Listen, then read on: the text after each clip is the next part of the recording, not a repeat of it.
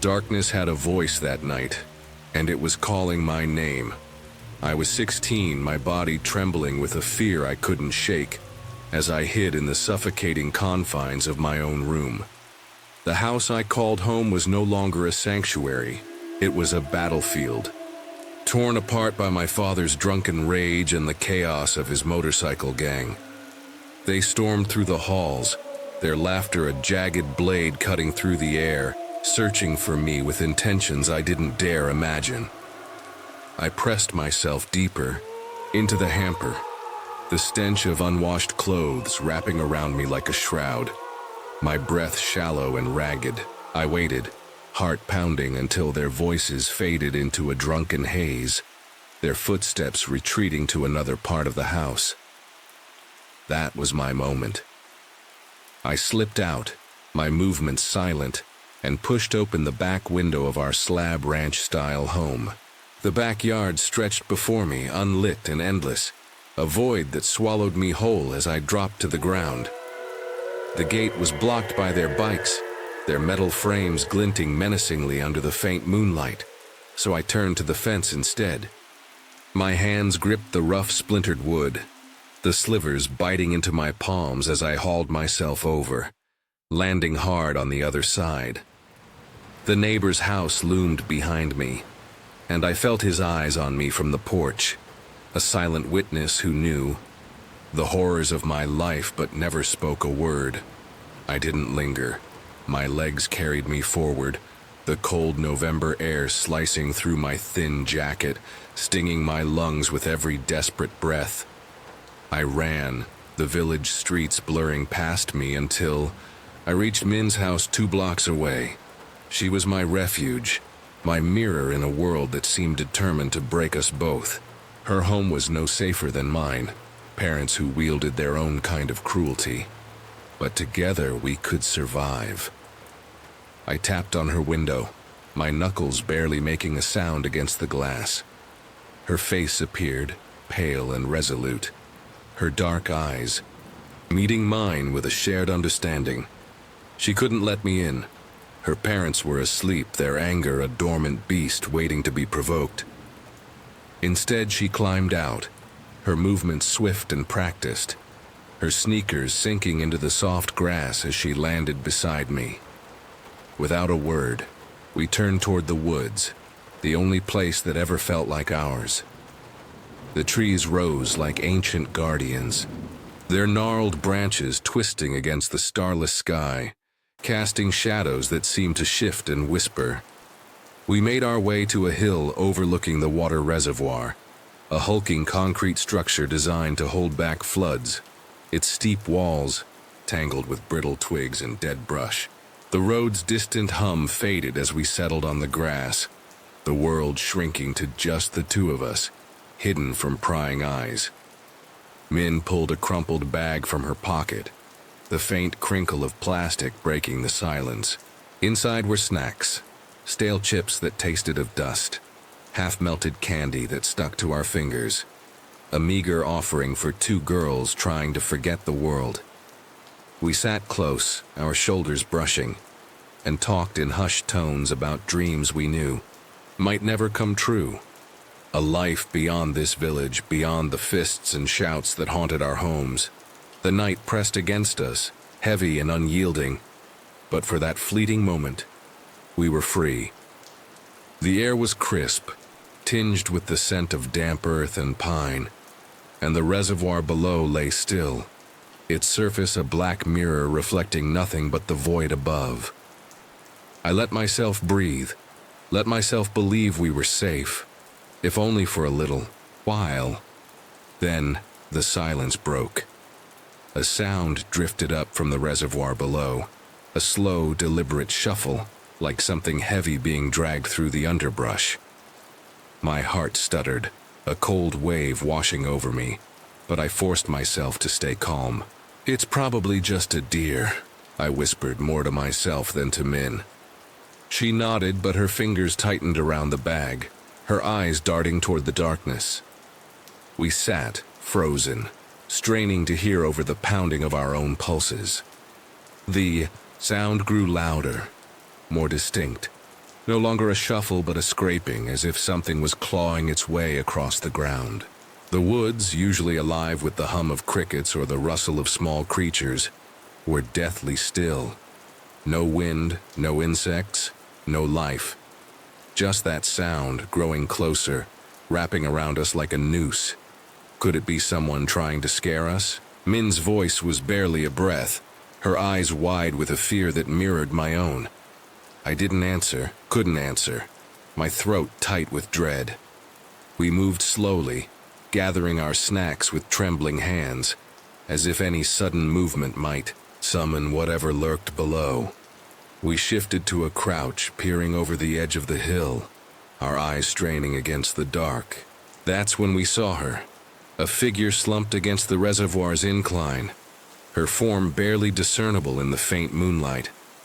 A woman, her dress pale and torn, clung to her body like a shroud, streaked with dirt and something darker, something that glistened like oil. Her hair hung in wet, matted strands, dripping as though she'd been submerged, though the air was dry, the last rain a distant memory. She looked wrong, like a memory of a person, distorted and broken, left to decay. In the shadows, "Are you hurt?" Min called, her voice trembling but brave, cutting through the oppressive silence. I swallowed hard, my chest tight with fear. "Do you need help?" I added, my words barely audible. The woman didn't respond, didn't move. She sat there, a statue of despair, her stillness more terrifying than any sound. For a moment I thought she was dead, a forgotten soul left to rot in this forsaken place. We whispered to each other, our voices a fragile thread in the night, debating whether to approach or flee. "We can't just leave her," Min said, but I wasn't so sure. The air felt heavier now, pressing down on us, as if the woods themselves were holding their breath. Then the shuffling returned, louder, closer, a sound that clawed at the edges of my sanity. We turned, expecting to see her still slumped against the wall, but she was gone. My heart lurched, a scream rising in my throat as I scanned the darkness. She wasn't gone. She was moving. Fast. She was sprinting up the incline, her body jerking. Unnaturally, as if pulled by invisible strings. Her limbs bending in ways that defied nature. Her hair whipped back, revealing a face that seared itself into my soul. Swollen and gray, with lips the color of frost, cracked and bleeding, and eyes like clouded milk. Unseeing yet fixed on us with a hunger I couldn't comprehend. A wail erupted from her throat, a sound that wasn't human, wasn't animal, but something that tore at the fabric of reality itself, echoing through the woods like 1,000 voices crying out in torment. Min's hand clamped around my arm, her nails digging into my skin, and we ran. Our feet pounded the earth, branches snapping beneath us, tearing at our clothes as we fled toward the streetlights in the distance. Their orange glow was a lifeline, a beacon of safety in a world that had turned against us.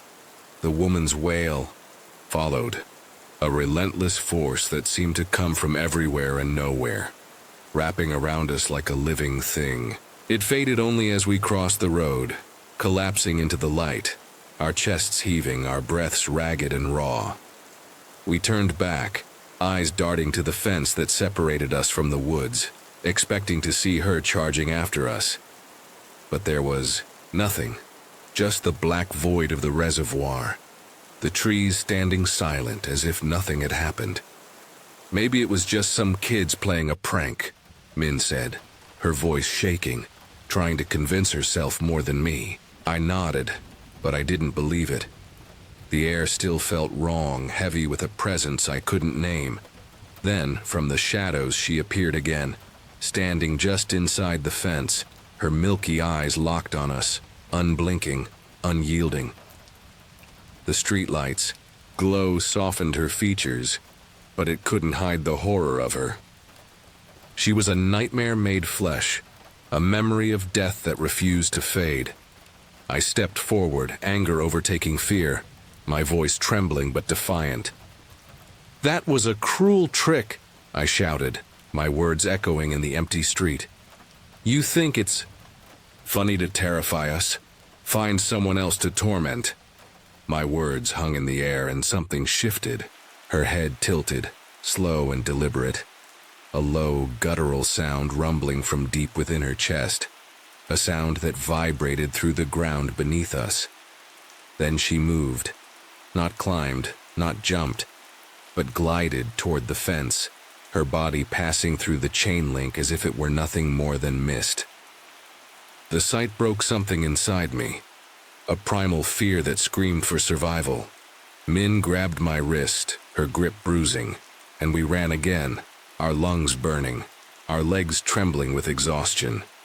The woman's wail chased us, a blood-curdling lament that seemed to fade into the distance, swallowed by the night as we reached Min's street. We collapsed on her porch, gasping, our eyes darting back to the woods we'd left behind. The silence was deafening now, a stillness that felt wrong, unnatural. We never spoke of that night, never returned to the reservoir, never set foot in those woods after dusk. The trails we once knew so well became alien, the air thick with a silence that smothered every sound. No birds, no insects, no life.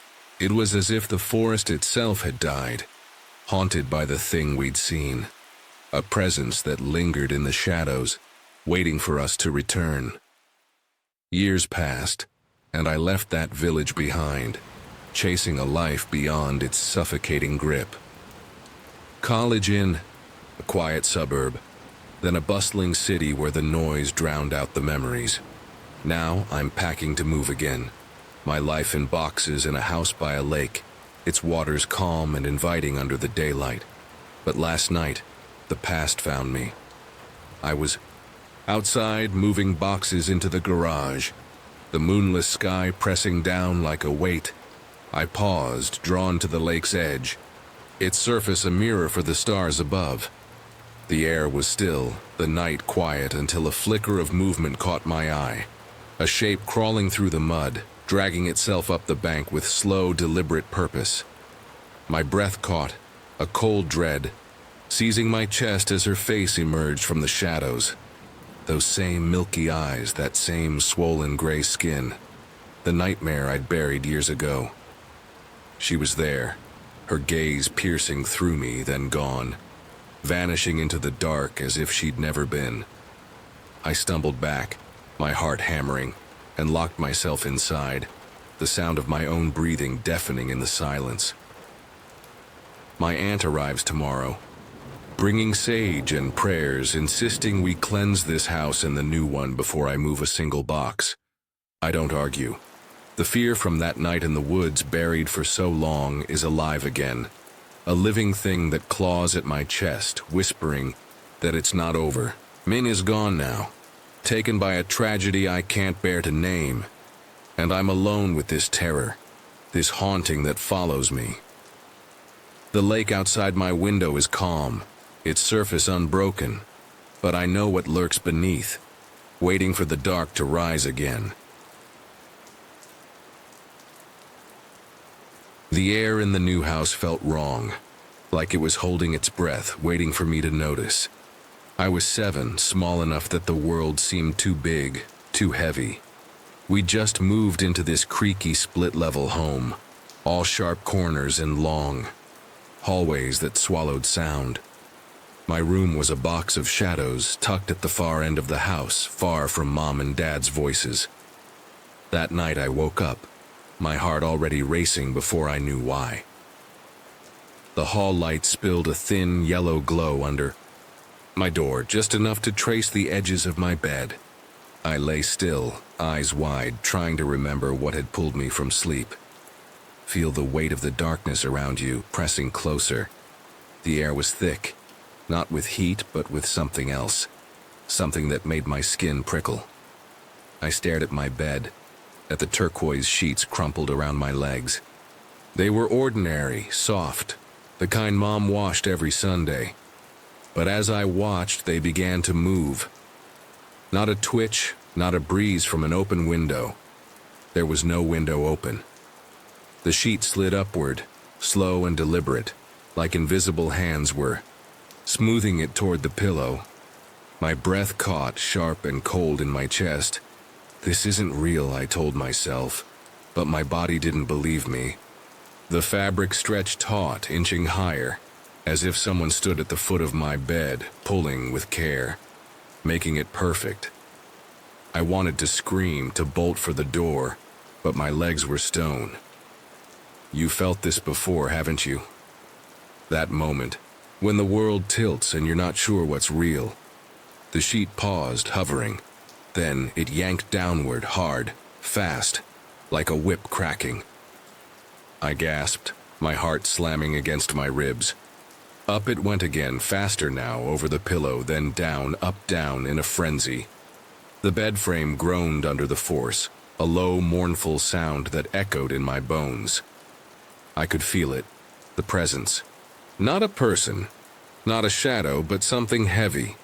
Something watching me from the dark corners where the hall light couldn't reach. Let me take you back to a night you've tried to forget. When I was 5, we lived in an apartment with a closet that never stayed closed. I'd wake to find it cracked open just an inch, and I'd swear I saw eyes glinting inside. Mom said it was just clothes, just my imagination. But I'd lie awake, clutching my stuffed bear, feeling those eyes on me. This was worse. This was my bed, my safe place, being claimed by something I couldn't see. You know that feeling, don't you? When the familiar turns alien and you're alone with it. The sheets stopped, bunched at the foot of the bed, as if whatever controlled them was waiting. My ears rang with the sound of my own pulse, loud enough to drown out the world. Tried to call for my sister Lily, whose room was just down the hall. Her name stuck in my throat, a dry, useless whisper. You need to move now, I thought. But my body betrayed me, frozen, pinned by the weight of that unseen gaze. The air grew colder, sharper, like a blade against my skin. I could smell dust, old wood, and something sour, like breath too close. Then, from nowhere, a sound broke through, a choked, garbled cry that I realized was mine. It wasn't loud, but it was enough. Footsteps thumped down the hall, and Lily burst in, her hair wild, her eyes half asleep. "What's wrong?" she demanded, flipping on the light. The room flooded with harsh white, banishing the shadows. The sheets lay still, crumpled, innocent. I pointed, stammering, trying to explain the impossible. She frowned, her older sister, skepticism kicking in. "You imagined it," she said, crossing her arms. "Go back to sleep," but I couldn't. You wouldn't either, would you? Not after something touched your world and left it wrong. I crawled to my parents' room, dragging my blanket, and curled up on the floor beside their bed. The next night, I begged Mom to leave my light on. She sighed but agreed, and for weeks, I slept bathed in that artificial glow, terrified of the dark. Even now, 10 years later, I can't sleep without a light nearby. I can still see those sheets moving, feel the air turn heavy, taste the fear in my throat. Lily says it was a dream, but I know what I saw. And deep down, you believe me. Don't you? Because you felt it too, that moment when the world isn't yours anymore.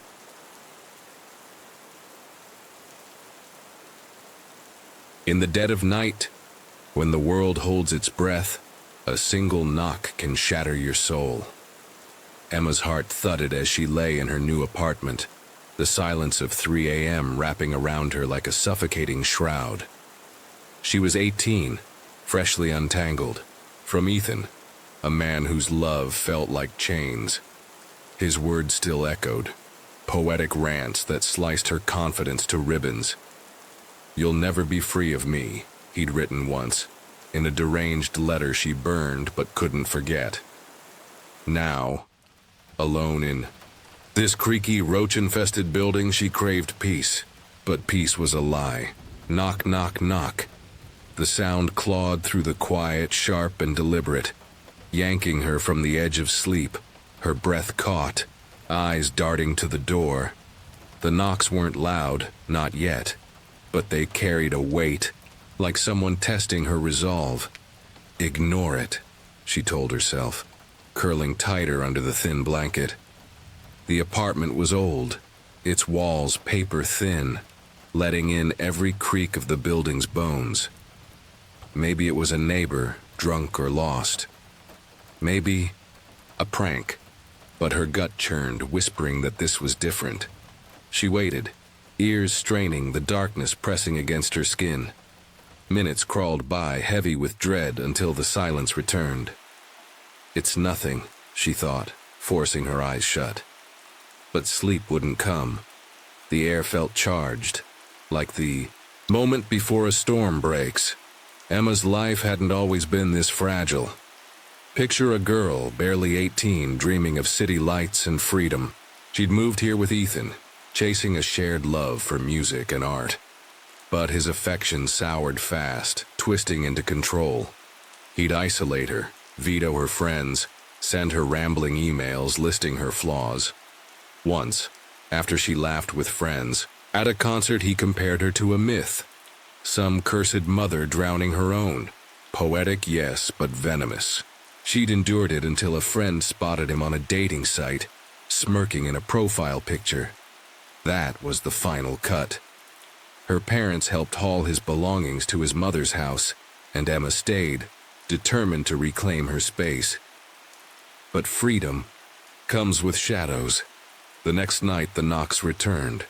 Knock, knock, knock, louder now, insistent, rattling the cheap door frame. Emma bolted upright, her pulse hammering in her throat. The clock glowed 3:47 a.m., its red numbers slicing through the dark. She slid out of bed, bare feet cold against the gritty floor, and crept to the peephole. Her hand trembled as she pressed her eye to the glass. Breathe slow. Look. A man stood there, blonde hair glinting under the hallway's flickering bulb. Not Ethan. His dark curls were unmistakable. This stranger was lean, his face sharp, eyes fixed on the door as if he could see through it. His knuckles hovered, poised to strike again.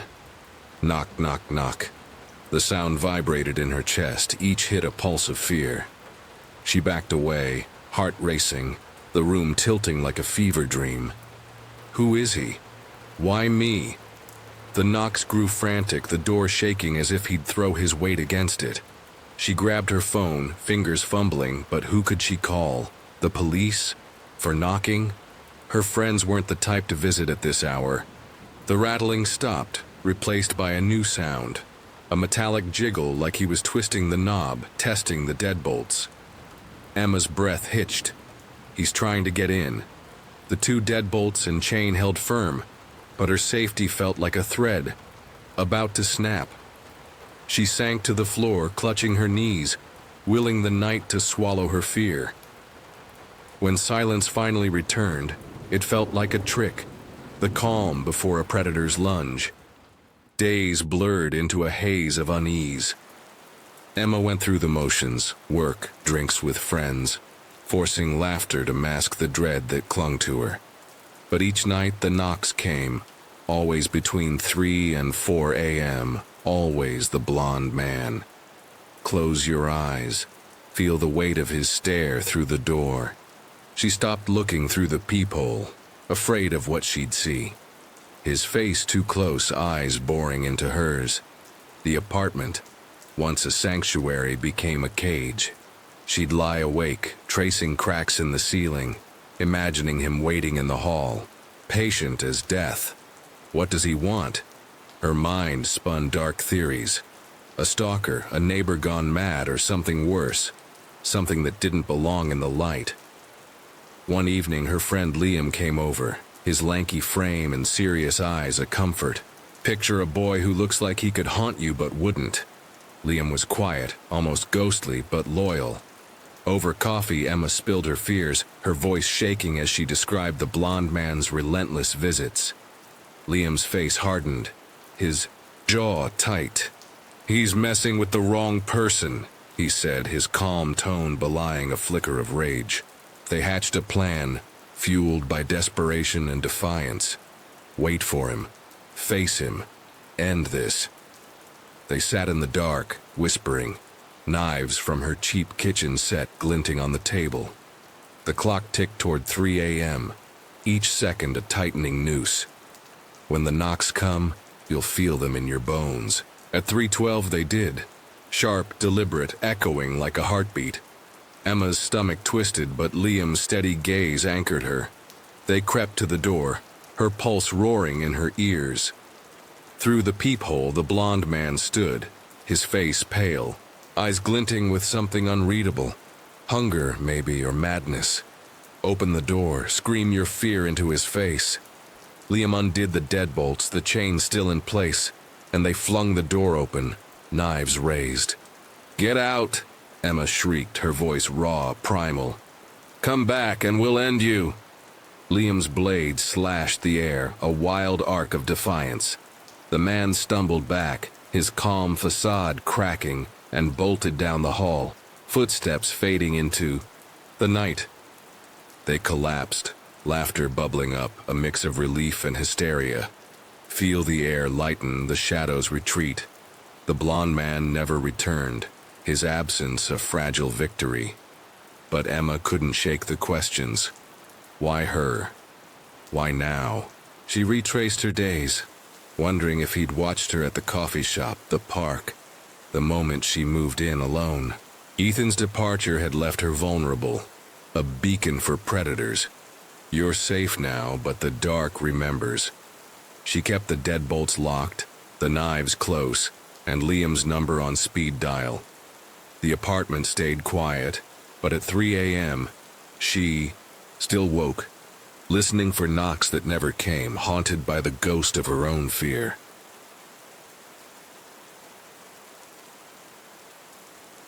Imagine this.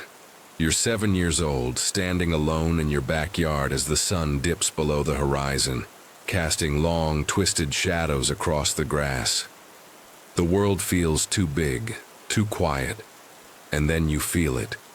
A prickling on your neck like something's watching you from the dark. You turn, and there, in the neighbor's open doorway, two glowing red dots stare back, unblinking, floating in a sea of black. That's when I learned some things don't need light to see you. The summer I turned 7, my family uprooted our lives and moved to a new house on a street carved over old tram tracks, relics of a century long gone. The houses were modern, enough, their brick facades gleaming under the sun, but they sat on bones of the past, as if the ground itself whispered secrets. Our backyard was a small square of green, hemmed in by a low wooden fence and a towering concrete wall, 7 feet high, that separated us from the sprawling park beyond. That wall felt like a barrier between our world and something wilder, something untamed. I'd spend hours out there, alone, my 2 older brothers too busy with their teenage lives to notice me. My parents, fresh from a bitter divorce, were ghosts, in their own grief, leaving me to my games, my imaginary worlds. The rabbits we kept in a hutch against the wall were my only real companions, their soft fur a comfort when the house felt too empty. That evening, the air was thick with the warmth of late summer, the sky bleeding orange and pink as the sun sank. I climbed onto the rabbit hutch, my bare feet gripping the splintered wood, and peered over the wall. The park stretched out, a tapestry of swaying grass and distant figures, joggers, dog walkers, lives I'd never know. I was lost in that rhythm, the hum of crickets rising like a lullaby, when a sudden chill crawled up my spine. It wasn't a sound, not a movement, but a feeling, like the air had thickened, like something had turned its gaze on me. My heart stuttered, and I whipped my head to the right toward the neighbor's house. Their back door hung open, a black rectangle against the fading light. Unlike our house where the kitchen spilled into the yard, their sitting room faced out, its sofa a shadowed bulk I could just make out. But it wasn't the sofa that held me. In the pitch black of that room, 2 red dots glowed, small and sharp, like embers plucked from a dying fire. They hovered, perfectly spaced, never wavering, as if they were staring right through me. My breath caught, my fingers tightening on the hutch. "What are you?" I squinted, willing my eyes to make sense of it, to turn those dots into something ordinary. A reflection, a trick of the light. But then they moved. Slowly, smoothly, they arced to the right and upward, as if whatever they belonged to was rising from the sofa, stepping closer to the door. The darkness seemed to shift, a silhouette forming around those burning points, tall and indistinct, like a man but not quite. My stomach twisted, a scream clawing at my throat, but my legs moved first. I leapt from the hutch, the grass cold, under my feet and bolted for the house, the rabbit's soft thumps fading behind me. Inside, the kitchen was a sanctuary of fluorescent light, the hum of the fridge a tether to reality. I found my mom in the living room, her face half lit by the TV's glow. "Mom," I gasped, my voice trembling. "There's something in the neighbor's house. Red eyes in the dark." She looked at me, her eyes soft but distracted, and patted my head. "It's just your imagination, sweetie. Probably car lights or something. Go play." Her words were meant to soothe, but they felt like a betrayal. I wanted to argue, to make her see, but the weight of her dismissal pressed me down. Still, I couldn't stay inside. Not with that image burned into my mind, those eyes unblinking, knowing. I crept back to the yard, the dusk now swallowing the last scraps of daylight. The hutch creaked under my weight as I climbed up slower. This time, my heart hammering so loud I thought it might betray me. I didn't want to look, but I had to. "You need to know it's not real," I told myself, anchoring to my mom's words. But when I turned to the neighbor's door, my blood turned to ice. There it was. Not just dots now, but a figure standing in the open doorway. Tall, too tall, its edges blurred into the dark, but those red eyes blazed, locked on me. They weren't reflections, not car lights, not anything human. They were alive, piercing, and they saw me. A low hum filled my ears, not a sound, but a pressure, like the world was bending around that thing. I stumbled back, nearly falling, and ran, my bare feet slapping the ground, the door slamming behind me as I threw myself inside. This time, I didn't go back. I curled up in my room, the covers pulled tight, every creak of the house a threat. That night changed me. The dark became a living thing, a canvas for those eyes to reappear. I'd lie awake, staring at my window, terrified. They'd glow beyond the glass. Years passed, and I buried the memory, convincing myself it was a child's fancy, a story I'd outgrown. But a few years ago, something, a smell of summer grass, a glimpse of a dark doorway, brought it roaring back. I was sitting with friends, laughing when the memory hit, sharp and vivid. I told them, my voice shaking, and they chuckled, calling it a ghost story. But their laughter couldn't erase the truth I felt in my bones. Those eyes weren't a dream. They were real, and they'd seen me. I still pass that house sometimes, the neighbor's door now closed, the garden unchanged.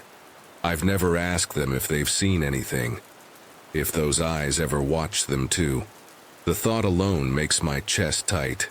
My eyes burn with unshed tears. I don't look out windows at night anymore, not into gardens, not into the dark, because deep down I know, whatever it was, it's still out there waiting for me to look again. And when you see those red eyes, they never stop seeing you.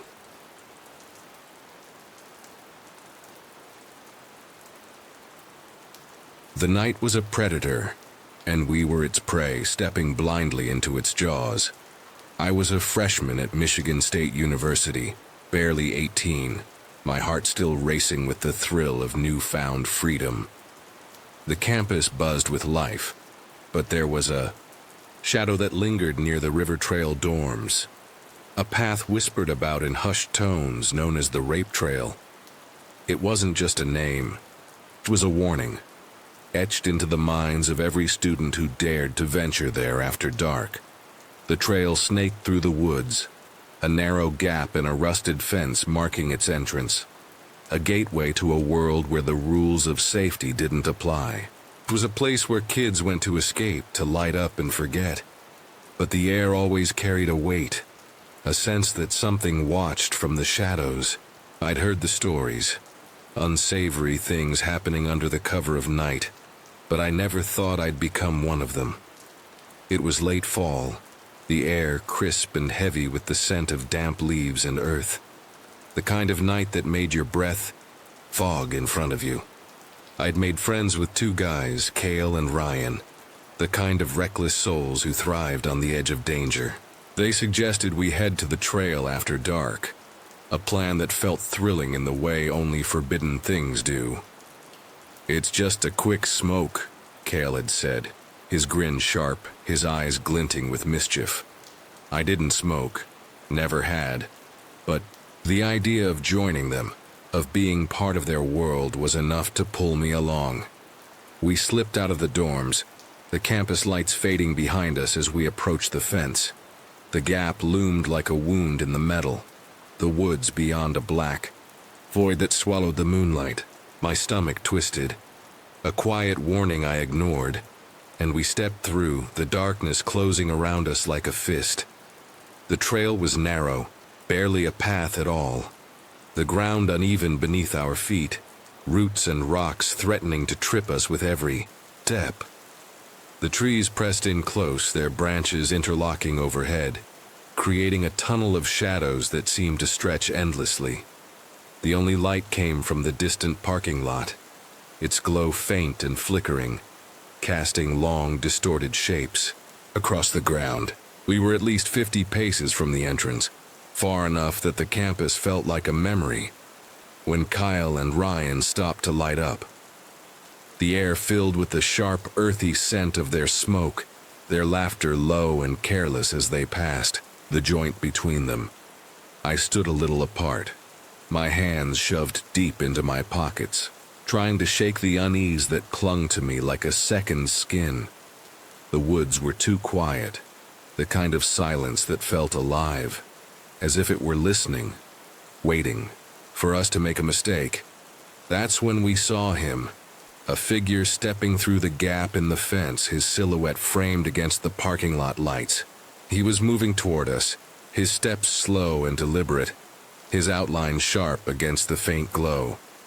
"Hey, that looks like Jay," Ryan said, his voice casual, almost relieved. Jay was a Korean international student they knew, someone they'd met at a party a few weeks back. I'd never met him, but their recognition eased the knot in my chest and I let out a breath I hadn't realized I'd been holding. They called out to him, their voices echoing through the trees, but the figure didn't respond. He didn't even turn his head. Instead, he veered off the path, disappearing into the thick underbrush, his form swallowed by the darkness, as if he'd never been there at all. The silence that followed was suffocating, the air growing heavier, pressing against my skin. Kyle and Ryan exchanged a glance, their laughter fading into something uncertain.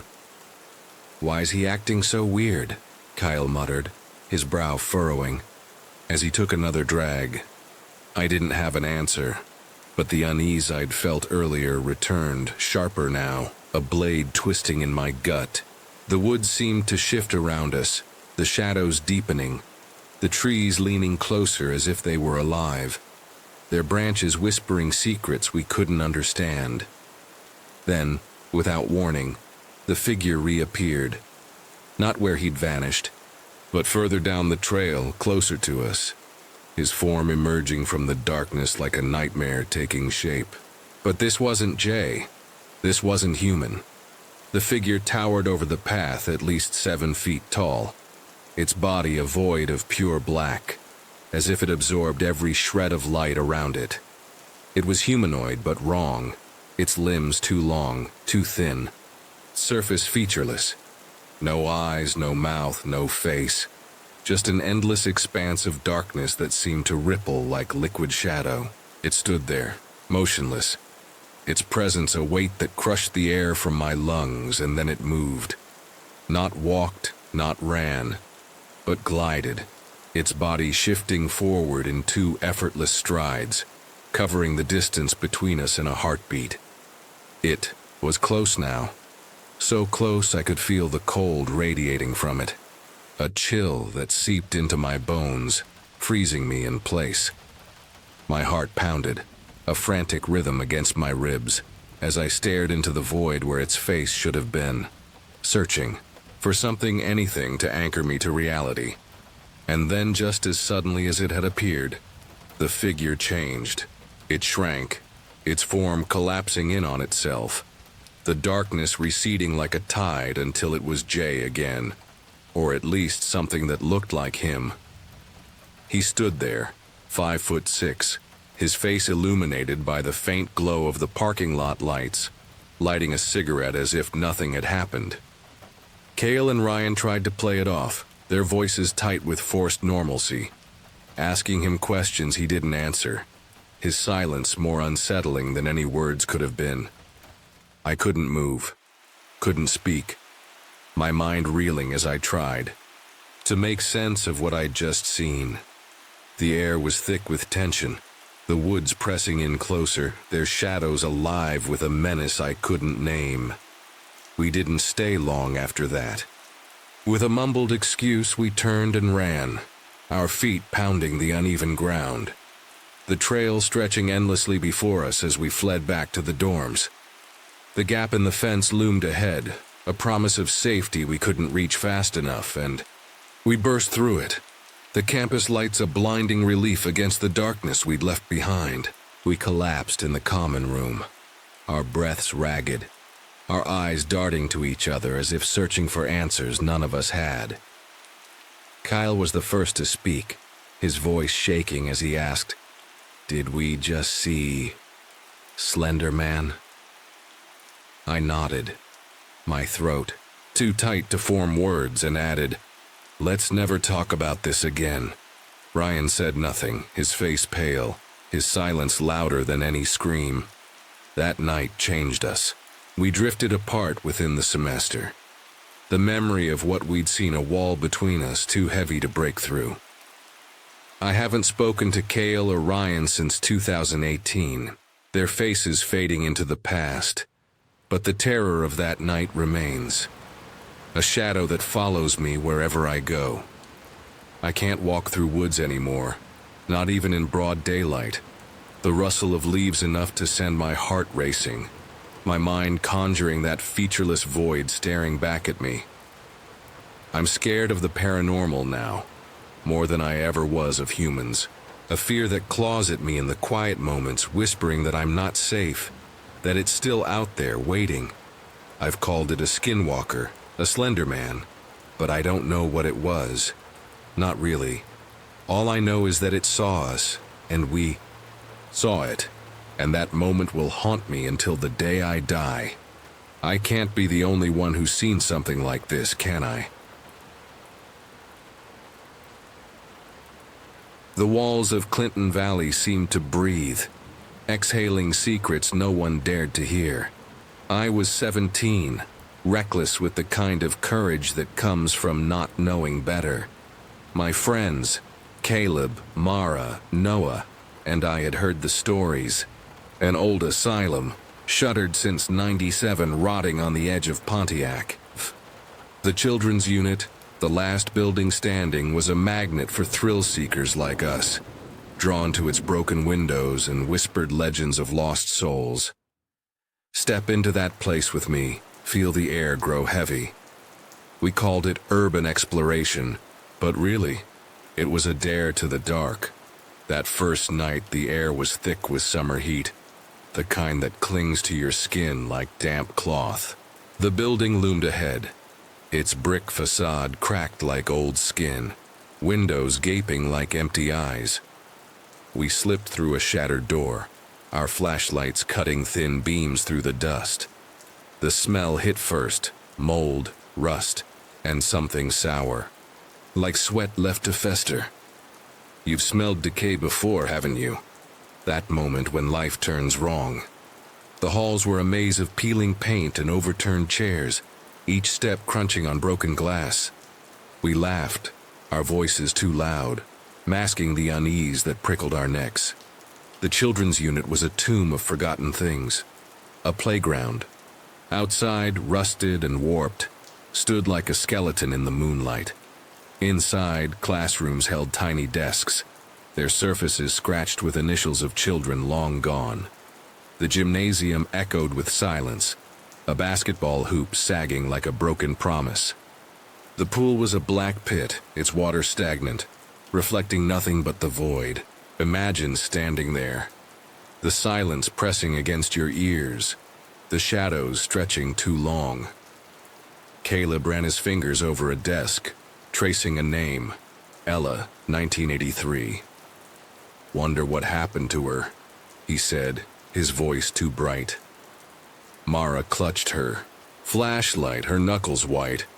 Noah lagged behind, his eyes darting to every doorway, every corner, as if he felt something we didn't. Nothing happened that night, no ghosts, no screams, just the weight of the place pressing down.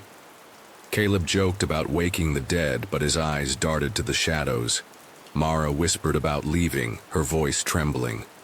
Noah stayed silent, his gaze fixed on a faded drawing, pinned to a wall, a child's sketch of a family, the faces smudged into oblivion. Feel that pull, that urge to look behind you. We left after an hour, hearts pounding, not from fear, but from the thrill of trespassing. Back in the car, we swore we'd return. The asylum had let us in, but it hadn't shown its hand. Not yet. When I was 12, my cousin told me about a house his friend swore was haunted. They'd snuck in, heard a child's laugh from the attic, and ran. I laughed it off then. But now, standing in Clinton Valley's shadow, I wondered if he'd felt this same itch, this need to know what lurked beyond the light. My cousin had described the laugh as wrong, not like a child's at all, more like a mimicry, something pretending to be human. I hadn't believed him then, but as we drove away from the asylum, the silence in the car felt heavier than it should have. The building watched us go, its broken windows like eyes that never blinked. I felt it in my gut. We'd started something. We couldn't stop. Something watched us the third time, its gaze colder than the walls. We'd been back twice since that first night, each visit bolder, our flashlights sweeping deeper into the asylum's gut. The children's unit was a labyrinth, classrooms with tiny desks, a gym with a sagging basketball hoop, a pool filled with black water that smelled of rot. But it was the corridors that unnerved me, long and narrow, their tiles cracked like broken teeth. Walk those halls in your mind, hear the silence swallow your steps. The second visit had been uneventful, just more of the same decay, more of the same unease. But on our third trip, the air felt different, sharper, like it carried charge. We were in the administrative wing, a warren of offices with rusted filing cabinets and papers scattered like dead leaves. The walls were stained with watermarks, the ceilings sagging under years of neglect. My flashlight caught a flicker at the edge of my vision, a shape, gone before I could focus. You've seen it too, haven't you? That shadow that shouldn't be there. I froze, breath hitching, the beam trembling in my hand. Caleb saw it too, his grin fading as he turned, scanning the dark. Mara whispered, "What was that?" Her voice barely audible over the pounding in my ears. Noah just stared, his face pale under the beam, his lips moving silently as if praying. Then we heard it. A whisper, soft as a sigh, from the next room. It wasn't words, not exactly, but it had the cadence of speech, high and childish, like a group of kids sharing a secret. Listen closely, let the sound crawl into you. My skin crawled, not from the cold but from the certainty that we weren't alone. The whispers multiplied, overlapping, coming from the walls, the ceiling, the dark. They weren't speaking to us, they were speaking about us. Their voices tinged with a curiosity that felt wrong, predatory. I wanted to run, but my feet were rooted, my flashlight trembling in my hand. Caleb tried to laugh it off, saying it was just the wind, but his voice cracked, betraying him. Mara grabbed my arm, her nails digging into my skin, her breath shallow. Noah backed toward the door, muttering something about leaving, his eyes wide with a fear I'd never seen in him before. We didn't go into that wing again, not then. But the whispers followed me home, echoing in my dreams, a chorus of voices that knew my name. I remembered my cousin's story again, the attic laugh. He said it wasn't human, not really. I hadn't believed him, now I wasn't so sure. That night, I lay awake staring at my ceiling, the darkness heavier than it should have been. I kept seeing those shadows, flickering at the edges of my vision, even in my own room. The asylum was waking up, and we were the ones stirring it.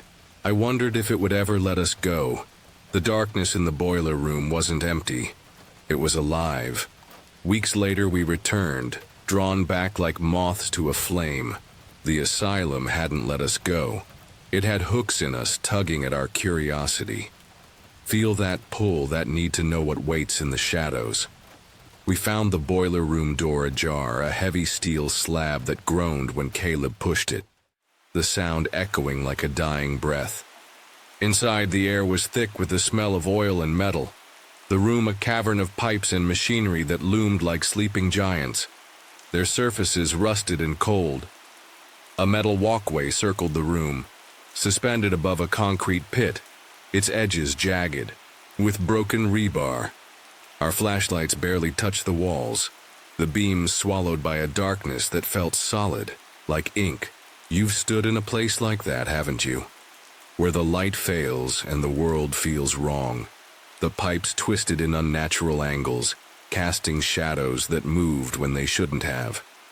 We found a tunnel entrance, a low, narrow shaft that stretched into nothingness, its mouth gaping like a wound in the wall. Noah shone his light inside, but it didn't reach the end. The darkness pushed back, heavy, almost tangible, a void that seemed to breathe. I felt it watching, daring us to crawl in, a silent invitation that made my stomach twist. Mara shivered, her voice trembling as she said it felt like a trap.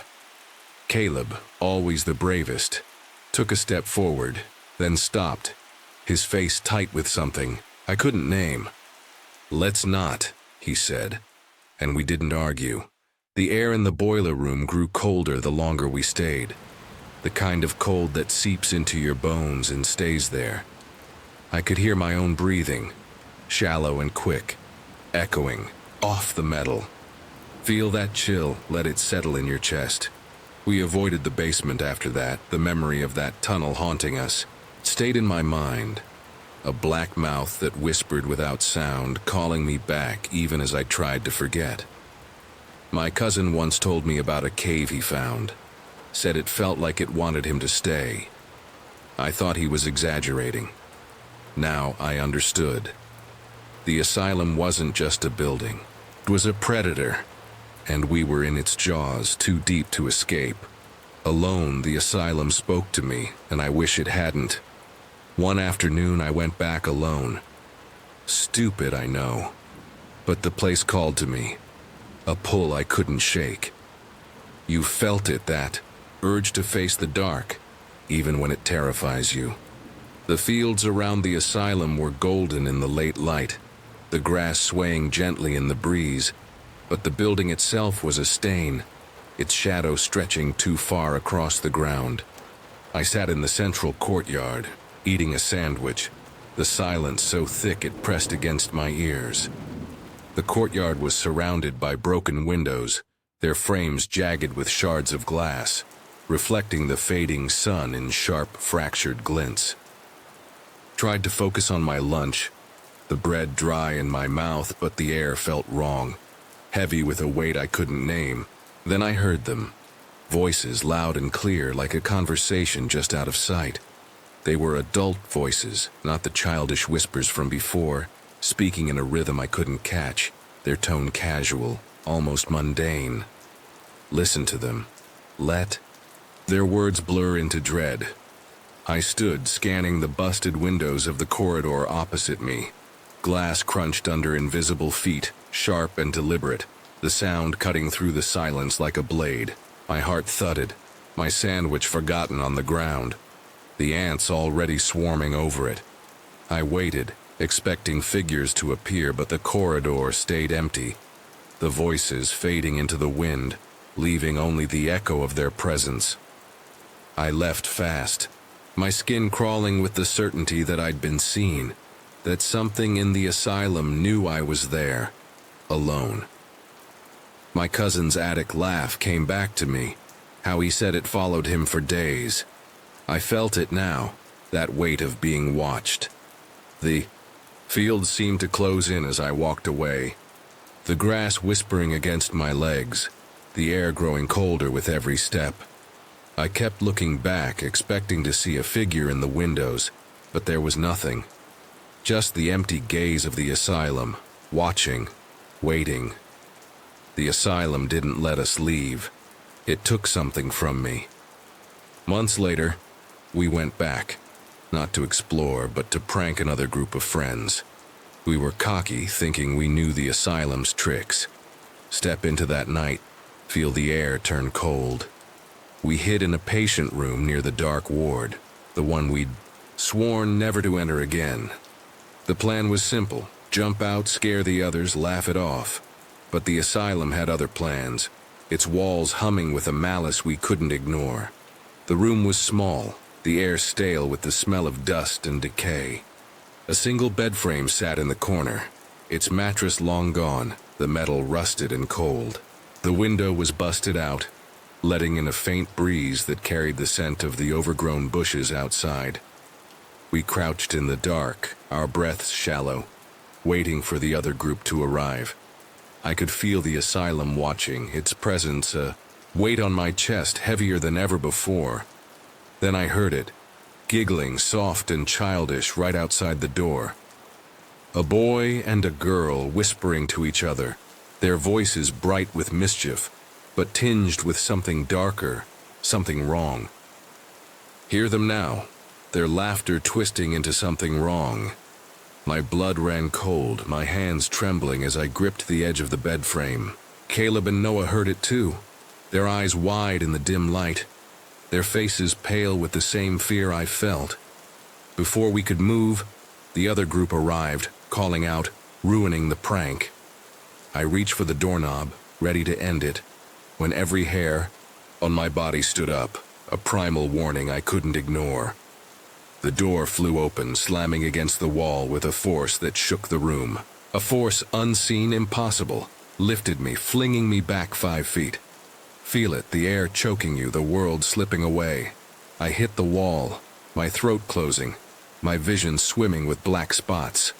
My friends screamed, some scrambling out the window, others bolting through the door, their footsteps echoing in the chaos. Caleb and Noah grabbed me, dragging me outside, my body limp, my skin ice cold. Only when we crossed the threshold could I breathe again, gasping, color flooding back to my face, the air burning in my lungs. In the parking lot, I dry heaved, my shadow moving wrong under the streetlights. See it in your mind. A shadow within, shadow spilling out. Something dark, like smoke, poured from my shadow's mouth, pooling on the ground before vanishing, leaving a chill that seeped into my bones. We never went back. The asylum had claimed its piece of me, and I felt it, For weeks, a cold that wouldn't leave, a weight that pressed against my chest even in the safety of my own room. My cousin said the attic laugh stopped when he moved away. I wasn't so lucky. The fields around Clinton Valley still call to me sometimes, their golden expanse hiding secrets I'll never uncover. But I know better than to answer. The fields held their own ghosts, watching from the tall grass. We never went back to the building, but the grounds of Clinton Valley still drew us, a shortcut through the fields and woods to the patches of forest beyond. Walk through that grass, feel the blades brush your skin, whispering secrets.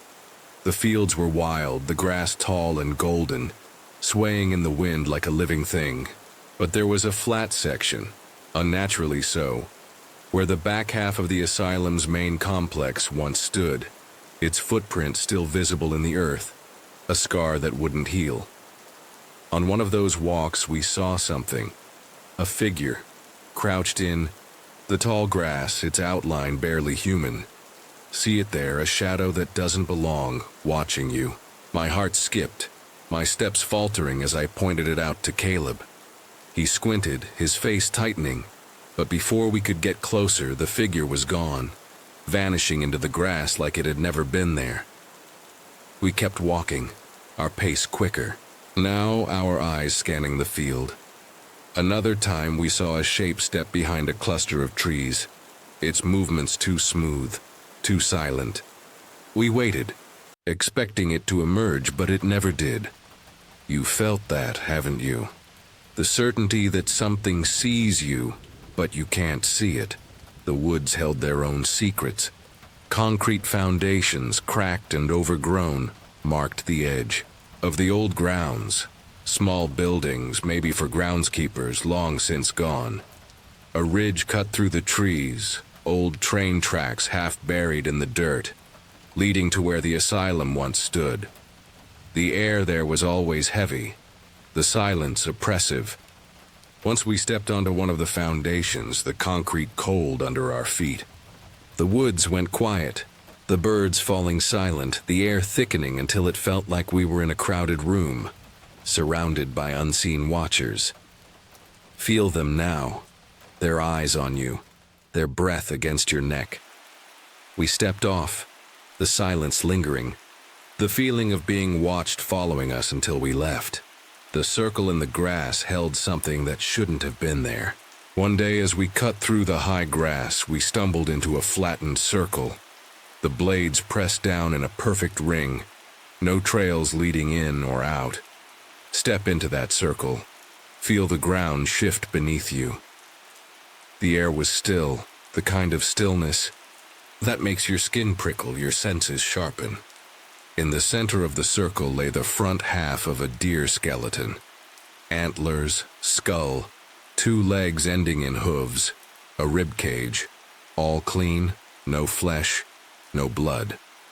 The rest of it was nowhere to be found, even when we searched the surrounding grass. Our hands shaking as we pushed through the stalks. The skeleton gleamed under the sun, its bones too white, too perfect, like they'd been placed there for us to find. You've seen something like that, haven't you? Something that doesn't belong but feels meant for you. Caleb knelt beside it, his fingers hovering over the skull, but he didn't touch it. Mara whispered that we should leave, her voice tight, with fear. Noah just stared, his face pale, his eyes reflecting the same unease I felt. There were no predators in these fields, no reason for this.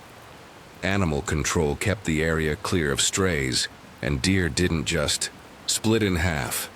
We left the circle, the grass closing behind us, but the image stayed with me, burned into my mind. My cousin once found a bird's wing in his backyard. No body, just the wing, feathers still bright. He said it felt like a warning. I felt it now, that same dread. The fields of Clinton Valley weren't safe, not for us, not for anyone. Something lingered here, something that marked its territory with bones. The asylum was gone, but its shadow never left. Years later, I learned, What became of Clinton Valley? The children's unit was torn down between 2017 and 2020. The last remnant of the asylum reduced to a flat field, indistinguishable from the rest of the grounds. See it now, an empty expanse where ghosts once walked. A neighborhood sprouted, where the front half of the asylum once stood. Houses with neat lawns and families who didn't know what lay beneath. The MDOT Oakland Transportation Center took over a back road, and a FedEx freight center claimed a nearby field, one of the few places we'd never felt watched. But near where the children's unit once stood, a shelter called Haven opened, a place for mothers and children, with a playground outside, its swings creaking in the wind. Hear that sound, the echo of children who never left. I couldn't help but wonder if they felt it, the weight of the past, the whispers we'd heard, the shadows we'd seen. The last section of fields and woods, where the concrete foundation sat, where we'd found the deer skeleton, remained, mostly untouched. Dirt tracks wove through the grass now, carved by four-wheelers and dirt bikes, but the air there was still heavy, still wrong. I'll never forget Clinton Valley, the way it clung to me, the way it marked us. You carry places like that with you, don't you? The ones that change you, that leave a piece of themselves behind. I wonder if the families in those new houses feel it too. The weight of the asylum's ghosts, the echoes of its past. I hope they never do. The asylum didn't just take a piece of me, it followed me home. After that final night, I wasn't the same. Feel that weight, the kind that settles in your bones and never leaves. For weeks, I felt cold, a chill that no amount of heat could touch, a cold that lived inside me, in my chest, in my dreams. I'd wake in the middle of the night, my room dark, the air heavy, expecting to hear those childish whispers, to see that shadow spilling from my own. My shadow looked wrong now, even in daylight, its edges too sharp, too dark, as if something lingered within it, watching, waiting. I stopped sleeping with the lights off, a habit I'd never had before. The dark felt alive now, a living thing that could reach out, could touch me. You felt that too, haven't you? The way the dark changes after you've seen something you can't unsee.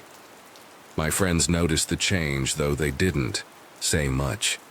Caleb stopped joking about ghosts, his laughter forced when we talked about that night. Mara wouldn't meet my eyes, her hands always fidgeting, as if she could still feel the asylum's grip. Noah withdrew completely, his silence heavier than ever, his gaze distant, lost in memories he wouldn't share. I started seeing things, or maybe I was just imagining them. Shadows at the edge of my vision, flickering like they had in the asylum's corridors, a whisper in the wind, high and childish, calling my name. Ethan, Ethan, come back. Hear it now, let it pull you under. I'd turn, expecting to see nothing, but sometimes I'd catch a glimpse, a shape too tall, too thin, standing at the end of my street watching. It never moved, never came closer, but it was there, a reminder of what we'd stirred, what we'd left behind. I tried to tell myself it was just my mind, just the trauma of that night, but deep down, I knew better. My cousin once said the attic laugh followed him in his dreams, a sound he couldn't escape. I understood now, the way a place can haunt you, can claim you. Clinton Valley wasn't done with me, not yet. It had let me leave, but it hadn't let me go. Years later, the asylum still calls, its voice a whisper in my mind. I'm older now, far from Pontiac, far from the fields and the broken walls of Clinton Valley. But some nights, when the world is quiet, I feel it. A pull, a tug at the edge of my thoughts, urging me to return. Feel that call, the way it creeps into your silence, demanding to be heard. I've built a life away from that place, a life of light and warmth, but the cold lingers, a scar I can't erase. I looked up the history once, years after we stopped going.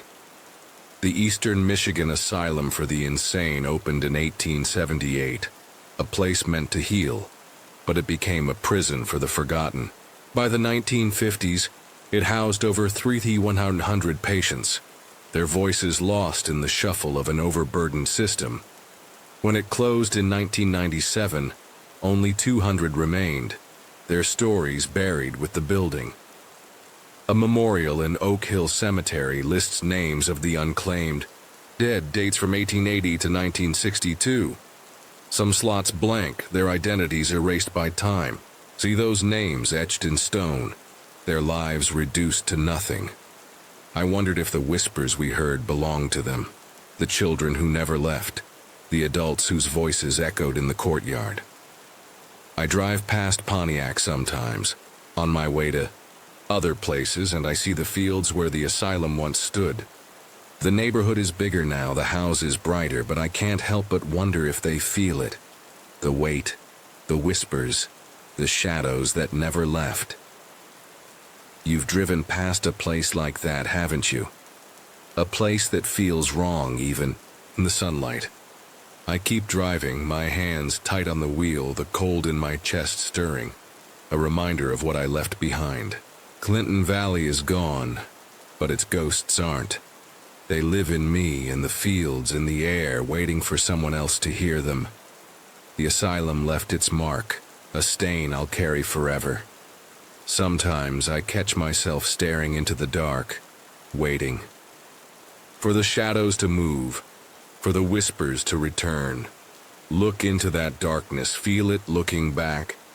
It's been years, but the cold in my chest never truly left. A reminder of that night, of the force that pinned me to the wall, of the shadow that spilled from my own. I've tried to forget, to bury Clinton Valley in the past, but some things don't stay buried. I keep a photo from one of our trips, a grainy shot of the courtyard, the broken windows reflecting the flash. Sometimes, I think I see something in the glass, a face too pale, too still, watching. See it there, a ghost in the reflection, waiting for you. I've never shown it to anyone, not even Caleb, who still refuses to talk about that night. Mara moved away, Noah too, and I wonder if they feel it. The way the asylum clings to us, its fingers wrapped around our memories. I wonder if they dream of the whispers, of the shadows, of the cold. I'll never go back to those fields, to the place where Clinton Valley once stood. But I know it's still there, in the grass, in the air, in the bones we found. You feel it too, don't you? The way some places never let go. The asylum marked me, and I'll carry that mark until I die. A cold, a shadow, a whisper that never fades.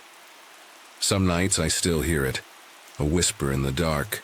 It's faint, almost lost in the hum of the world, but it's there, calling my name. Ethan, come back.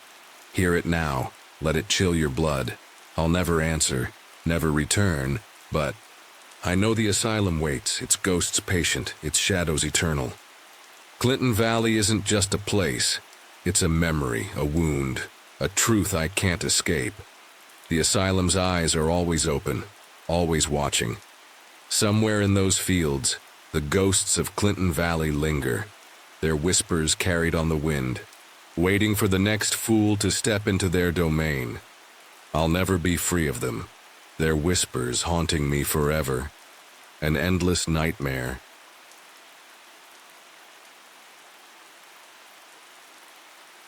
Some shadows don't just linger in the dark, they claim you as their own. Clara was only 9 when the night turned against her, wrapping her in a fear she'd carry for years. It was a late autumn evening, the kind where the air bites at your skin and the moon hides behind a shroud of clouds. Her small bedroom, tucked into a corner of the family's split-level home, felt safe enough with the closet light glowing softly, its warm amber hue spilling across the hardwood floor. Beyond her open door, the living room stretched into darkness, a space usually alive with her mother Margaret's late-night TV shows. But tonight, the house was unnaturally still. the silence pressing down like a heavy hand. Clara stirred, her eyes fluttering open, and that's when she saw it. A tall, human-shaped silhouette standing just beyond the closet's light, its edges sharp against the black void. Freeze where you are. Feel the chill of its presence. Atop, its head sat the unmistakable curve of a bowler hat, a relic from another time, making the figure seem like a guest who'd wandered in from a forgotten era. Her heart slammed against her ribs, a frantic rhythm that drowned out the quiet. The silhouette towered, easily over 6 feet, its form unnervingly solid despite the darkness. Picture a child, small and defenseless, staring into a nightmare that refuses to fade. Clara had always loved this house, the way the stairs creaked, under her brother Owen's footsteps, the smell of her mother's baking filling the kitchen, the way sunlight danced through the windows on lazy mornings. But now that warmth felt stolen, replaced by a cold that seeped into her bones. The air thickened, as if the shadow was drawing the life from the room, leaving only a suffocating dread. She clutched her blanket, the fabric rough against her, trembling fingers, and whispered, "Who's there?" Her voice was a fragile thread swallowed by the silence. The figure didn't stir, didn't answer, but its presence grew heavier as if it could hear her fear and savored it. Time slowed to a crawl, each second stretching into an eternity of terror. Clara's eyes burned from staring, but she couldn't look away, feel its gaze heavy and unyielding even without a face. The bowler hat tilted slightly, as if the figure was studying her, deciding her fate. Her mind raced with stories she'd heard, tales of ghosts and spirits her grandmother whispered during stormy nights. But this felt different, more real, more malevolent. She reached for the flashlight on her bookcase, her small hand shaking as she gripped the cold metal. With a trembling click, she turned it on, the beam slicing through the darkness, swept across the living room, revealing the familiar shapes of the coffee table, the armchair, the TV's blank screen. Nothing. The shadow had vanished, as if it had melted into the walls, but the chill lingered, clinging to her skin like damp mist. It was there. You know it was. Clara slid out of bed, her bare feet icy against the floor. She moved through the house, her flashlight beam darting from corner to corner. The basement door was locked, its bolt rusted but secure. The attic hatch, hidden behind a heavy panel in her parents' closet, hadn't been touched. Her parents' room was silent, Margaret's soft breathing the only sound. Owen's room down the hall was empty. He was at a friend's house that night. Every space was as it should be, yet Clara felt anything but safe. Feel the echo of its presence trailing behind you. She returned to the living room, standing where the shadow had been, her flashlight illuminating the empty space. Nothing could have made that shape. No furniture, no coat rack, nothing. Her chest tightened, a sob catching in her throat. She crawled back into bed, leaving the flashlight on, its beam a fragile shield against the dark. The memory of that night buried itself deep, a seed of fear that grew quietly as Clara aged. Some terrors don't need a face to haunt you. She left for college, moved to the city, built a life filled with noise and light to drown out the past. But the shadow lingered in small ways. Her aversion to open doors at night, the way her heart raced when she crossed her old living room during visits home. Feel its weight, always just out of reach. She'd pause in her apartment, a modern space with high ceilings and bright walls, feeling an unseen gaze on her back. The air would grow heavy, the silence pressing in, and she'd turn, expecting to see that bowler hat against the skyline. But there was never anything there, only the ghost of her own fear. Years later, a conversation with Margaret unearthed the truth. Picture two women driving through dusk, unraveling a shared nightmare. They were on a quiet road, the sky bruising. Purple when Margaret mentioned Owen. He was so sick that winter, burning with fever, she said, her voice soft with memory. He kept asking about the man in the hallway with the hat. Clara's breath caught, her hands gripping the steering wheel. "What man?" she asked, though the answer already clawed at her. Margaret turned, her brow furrowing. "A tall figure," he said, wearing a bowler hat. I looked, but there was nothing. I thought it was the fever talking. Clara's vision blurred, the road ahead swimming. It wasn't just you. It never was. Owen had seen it too, years after her own encounter. In the same house, the same hallway. The shadow wasn't a figment of her imagination. It was real, and it had lingered, watching her family through the years. The revelation shattered Clara's fragile peace. Feel the past rush back, cold and unyielding. She couldn't sleep, nights plagued by the memory of that silhouette.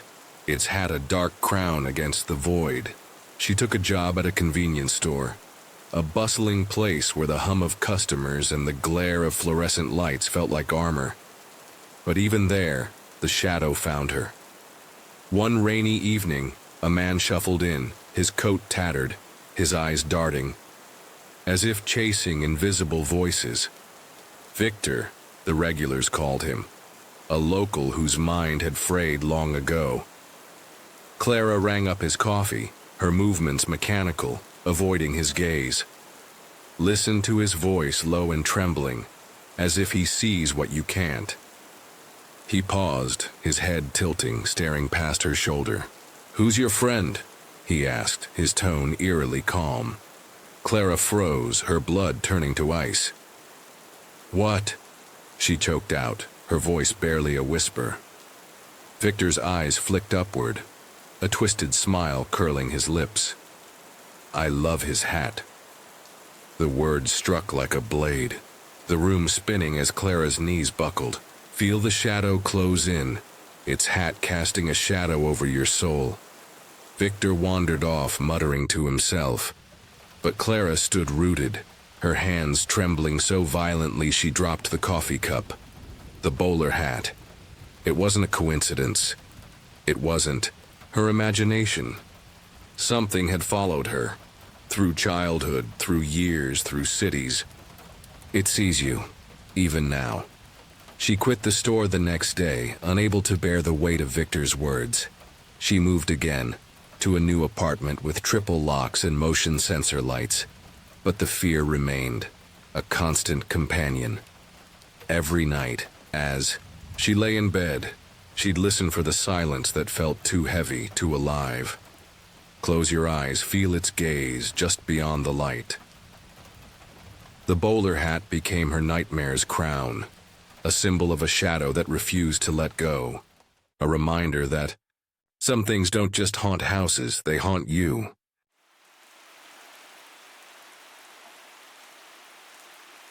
You're standing in a crumbling asylum, the air thick with dust and secrets. The plan was simple: scare your friends, laugh, and leave. But then you hear it. Soft giggles, a boy and a girl, whispering just beyond the door. Your hand trembles. On the cold metal knob, open it and you'll wish you hadn't. Because some doors, once opened, let something out that never lets you go.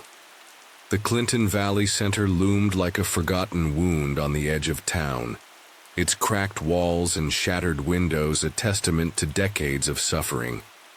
Once a sprawling asylum for the troubled and the lost, it had been abandoned for years, left to rot among overgrown fields and silent woods. My friends and I, a reckless pack of teenagers chasing thrills, had made it our playground. We'd explored every corner, the moldy classrooms, the echoing gymnasium, the pool where the water had long turned to sludge. We'd climbed to the roof, crept through the boiler room, and even dared the basement, though its darkness seemed to pulse with something alive. Each visit brought strange glimpses, shadows darting at the edges of our vision, whispers too faint to decipher. But we laughed them off, fueled by bravado and the rush of danger. Until the last time. That night we crossed a line, and something crossed back. It had been months since our last trip, the memory of footsteps chasing us from the hospital ward still raw.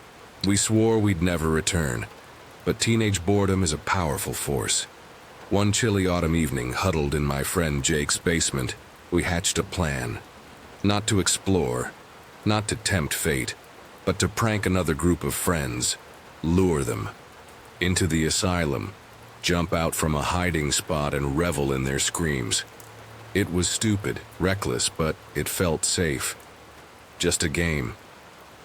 We chose the patient wing, a hallway lined with empty rooms, its entrance a missing door beside the dark ward we'd fled before. The room closest to the entrance had a busted window, its frame choked with overgrown bushes, perfect for hiding. We'd text the others to meet us inside, then leap out, laughing. Simple. You think you're in control, don't you?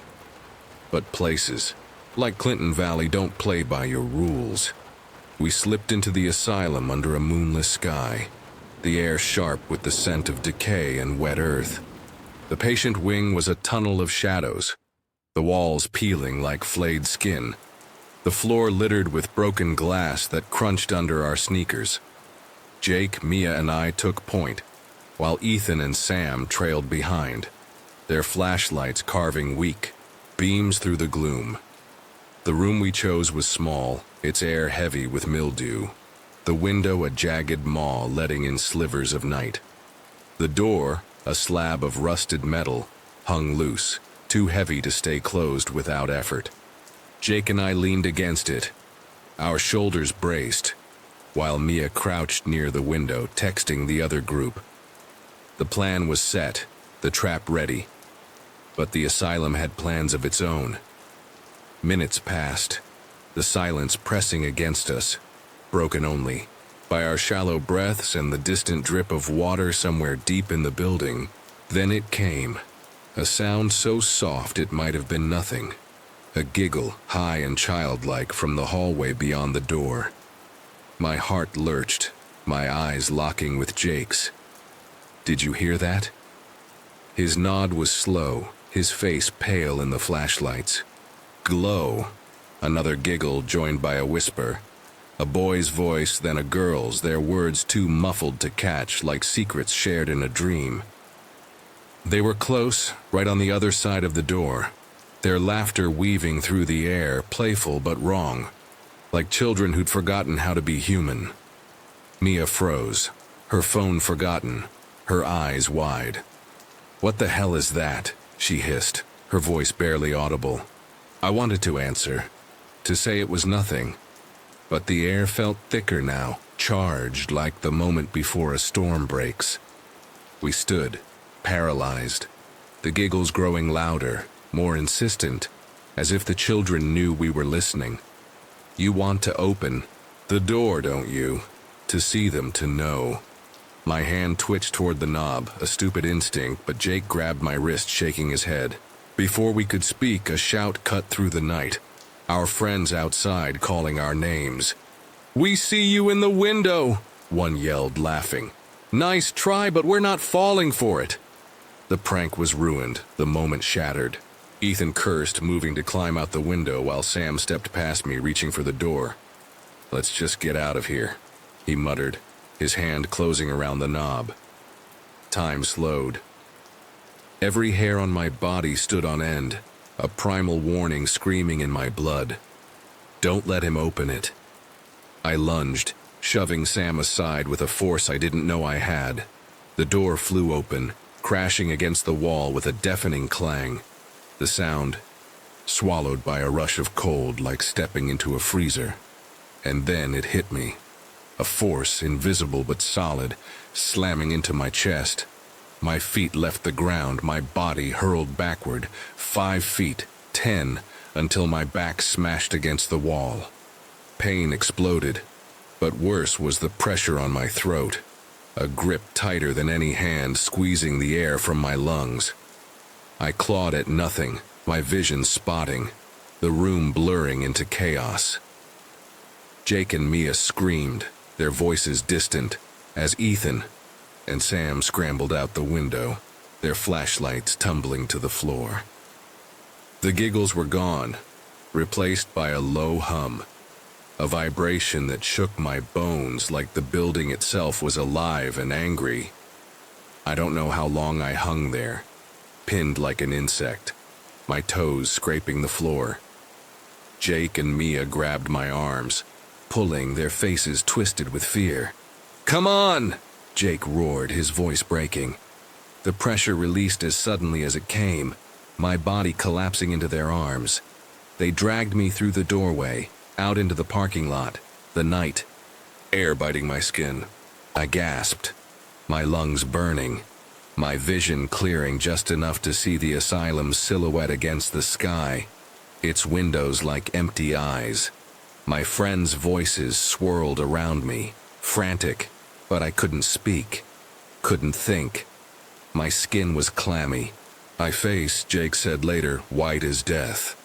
We stumbled across the lot, my legs weak, supported by Jake and Mia, but the horror wasn't over. As we walked, a wave of nausea hit, my stomach heaving though nothing came up.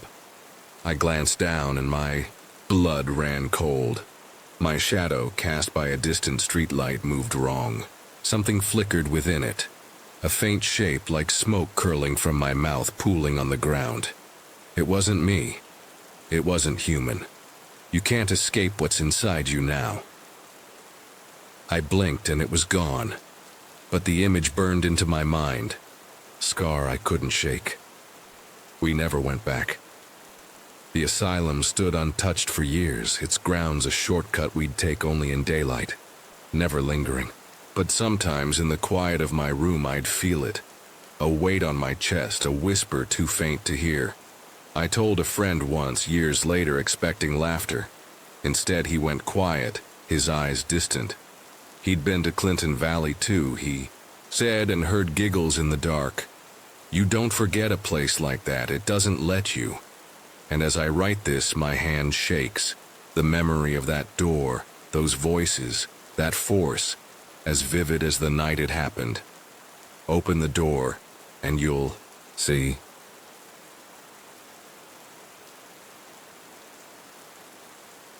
The air in the hangar tasted of death, a bitter tang that clung to my throat as I stood alone in its cavernous emptiness.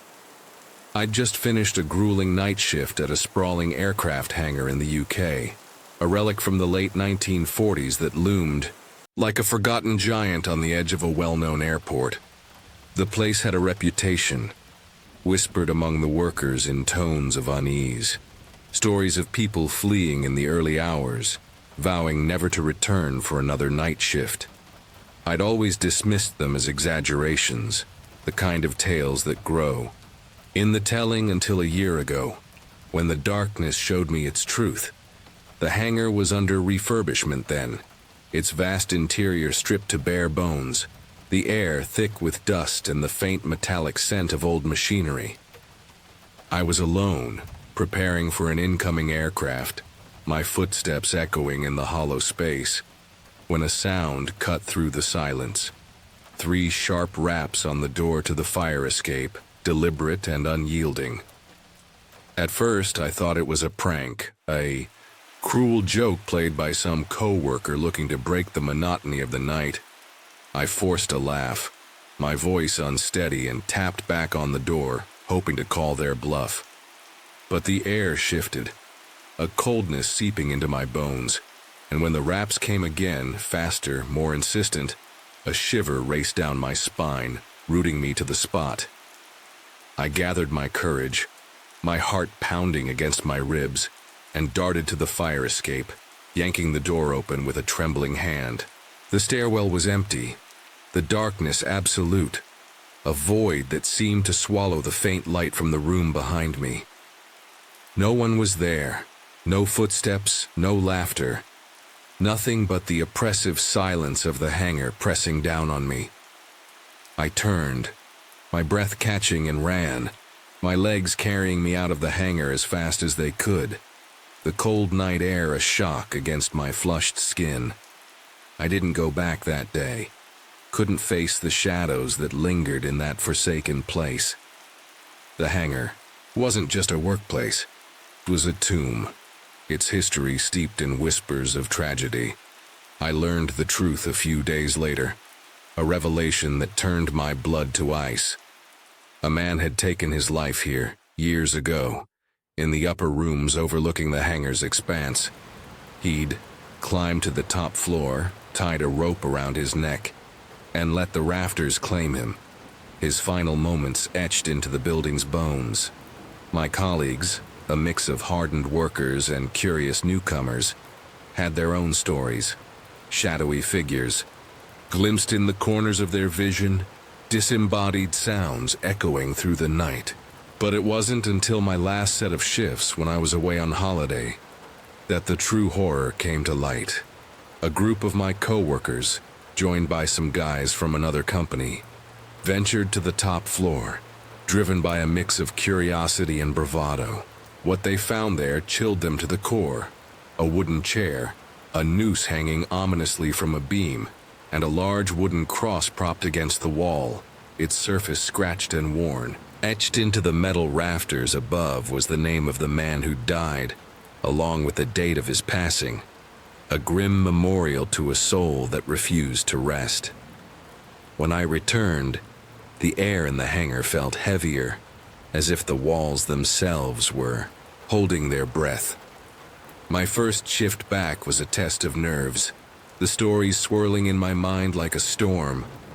I didn't believe them, not fully, but doubt gnawed at me as we climbed the creaking stairs to the top floor. The chair, the noose, the cross. They were gone, as if they'd never been, the space eerily clean, almost sterile. But something new caught my eye, a sight that made my stomach lurch. A handprint, stark and red, smeared across the wall like a wound, its edges jagged and uneven. Below it, scrawled in the same crimson hue, was a single word: leave. The air thickened, a low, guttural sound rumbling through the room. A noise that wasn't human, wasn't mechanical, but something that vibrated with anger, with intent. We froze, our breaths shallow, the weight of that warning pressing down on us like a physical force. Then, the sound came again, louder, closer, a primal expression of rage that sent us scrambling for the stairs, our footsteps echoing in a frantic rhythm as we fled. We thought it was over, that the night couldn't get any worse, but the hangar had more to show us.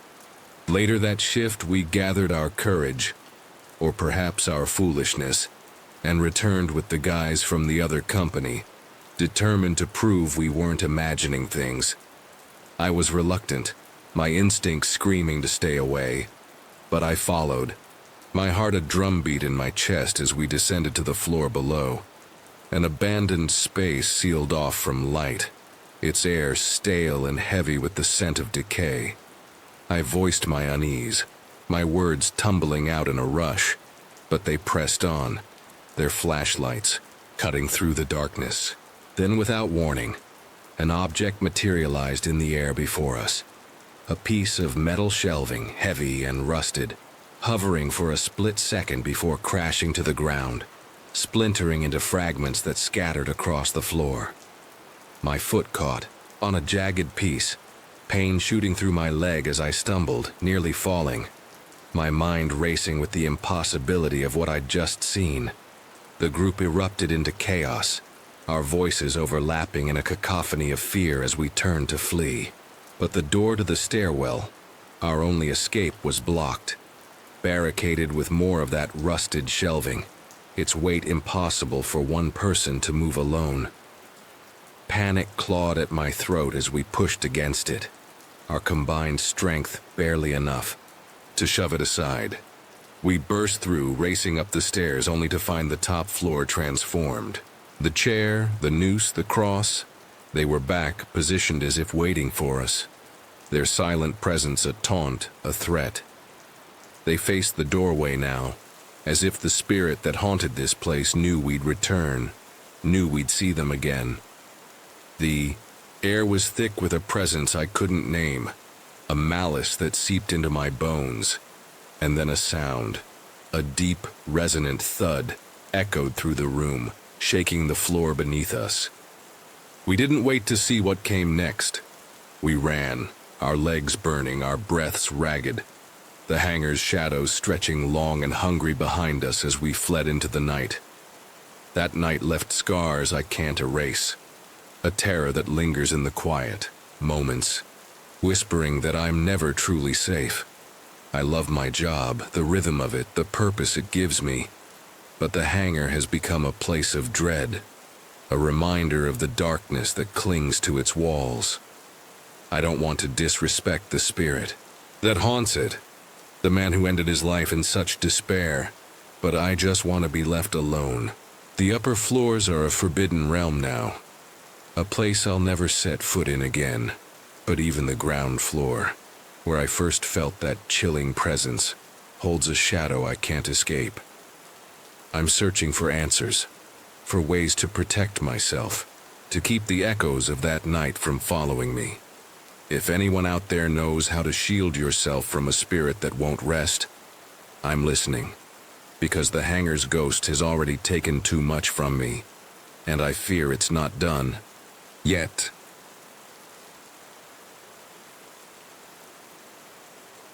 The new house felt too quiet, as if it were holding its breath, waiting to exhale something dark. We'd moved in a month ago, me, Clara, and our 3-year-old daughter, Evelyn. The neighborhood was a postcard of peace, all neat lawns and friendly waves, but the house, it had a weight I couldn't name. Step into that silence with me. Feel its edges press against you. That night, I learned what silence can hide. It started with whispers.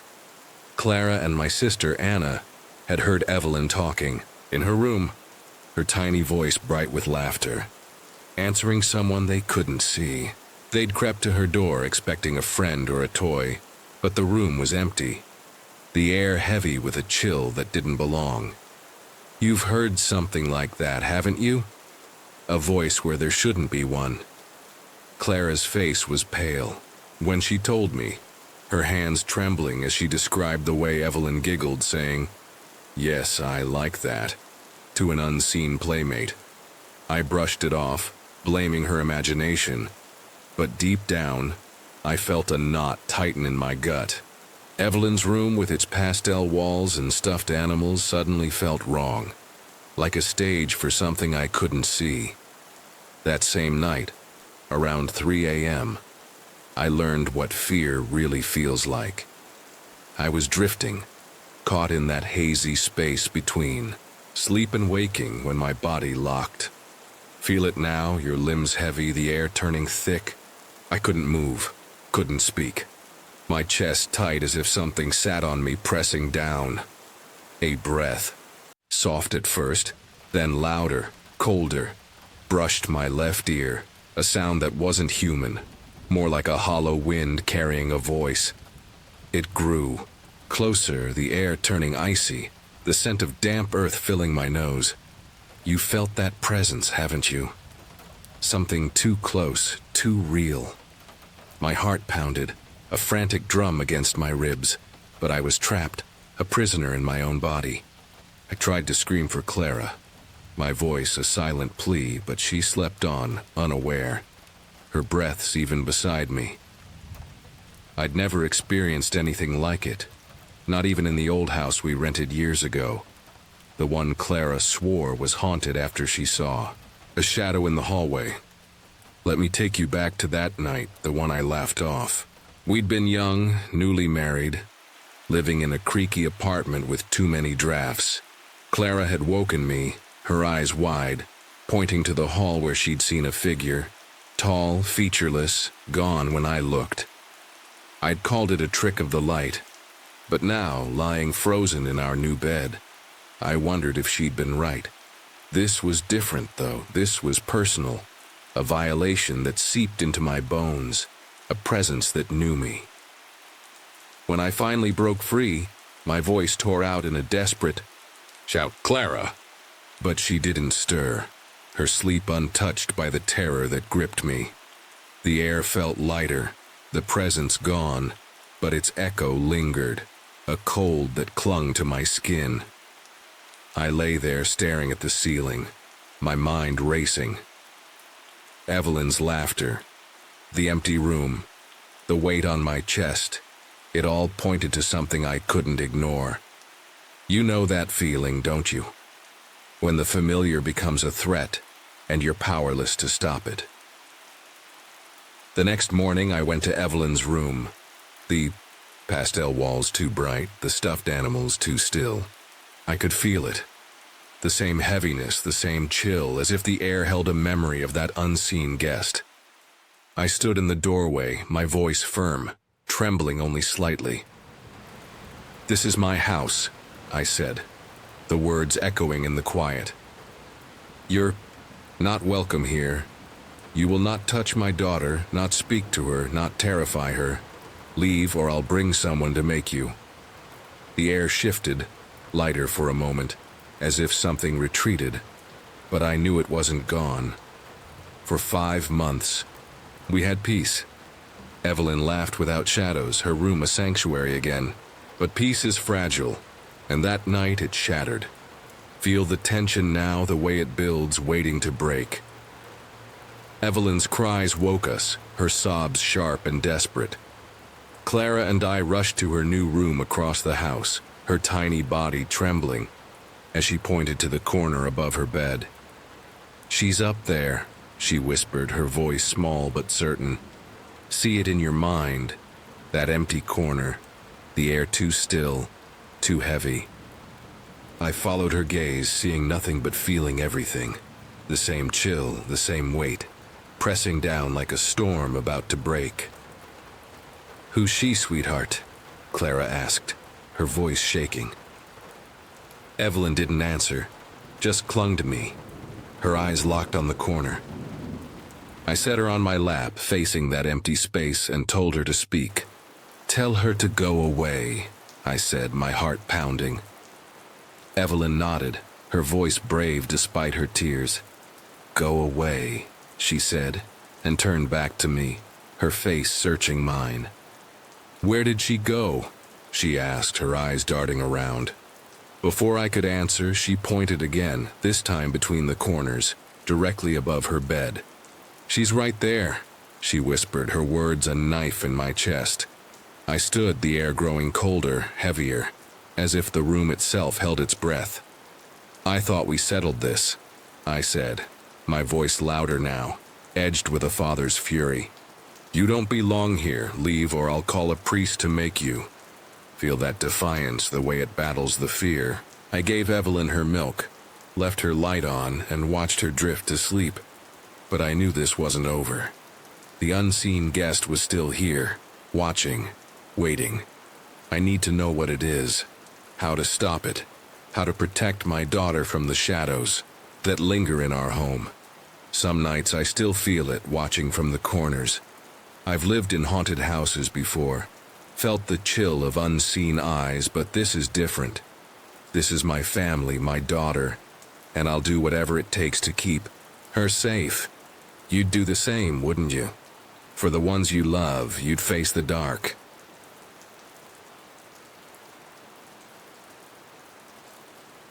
Some faces you see only once, but they never let you forget. Lily was 6 years old when the darkness of her family's basement turned against her, planting a seed of fear that would grow for years. It was a chilly evening in late October 2011, the kind where the air smells of fallen leaves and the sky turns a bruised shade of purple. Halloween break had just begun, and after a warm dinner of her father Daniel's homemade stew, Lily was allowed to play in the basement, a space she'd always loved for its cluttered magic. Step into the shadows. Feel the cold wrap around you. She sat on the concrete floor surrounded by her plastic kitchen set, serving imaginary meals to invisible guests, her laughter echoing softly in the dim space. The basement was unfinished, its walls rough and gray, the single light bulb overhead casting a pale glow that barely reached the corners. The house was an old one, nestled in a quiet village where the backyard stretched into an open field, unfenced and wild. Lily's father often warned her about strangers cutting through, but she never thought much of it. Until that night. She was pouring pretend tea into a tiny cup when a faint noise pricked her ears, a low hum drifting from the boiler room behind her. Listen closely. Hear the house breathing. The door to the boiler room was always shut, its heavy wood sealed tight to keep the fuel's sharp scent from seeping into the house. Lily glanced back, her small hands pausing mid-motion. The hum was familiar. Boilers made sounds, didn't they? So she shrugged it off, returning to her game. But the air felt heavier now, as if the basement was holding its breath, waiting for something to happen. Minutes later, another sound cut through the quiet, a faint scratching, like nails dragging across metal coming from the same direction. Turn your head. Look into the dark.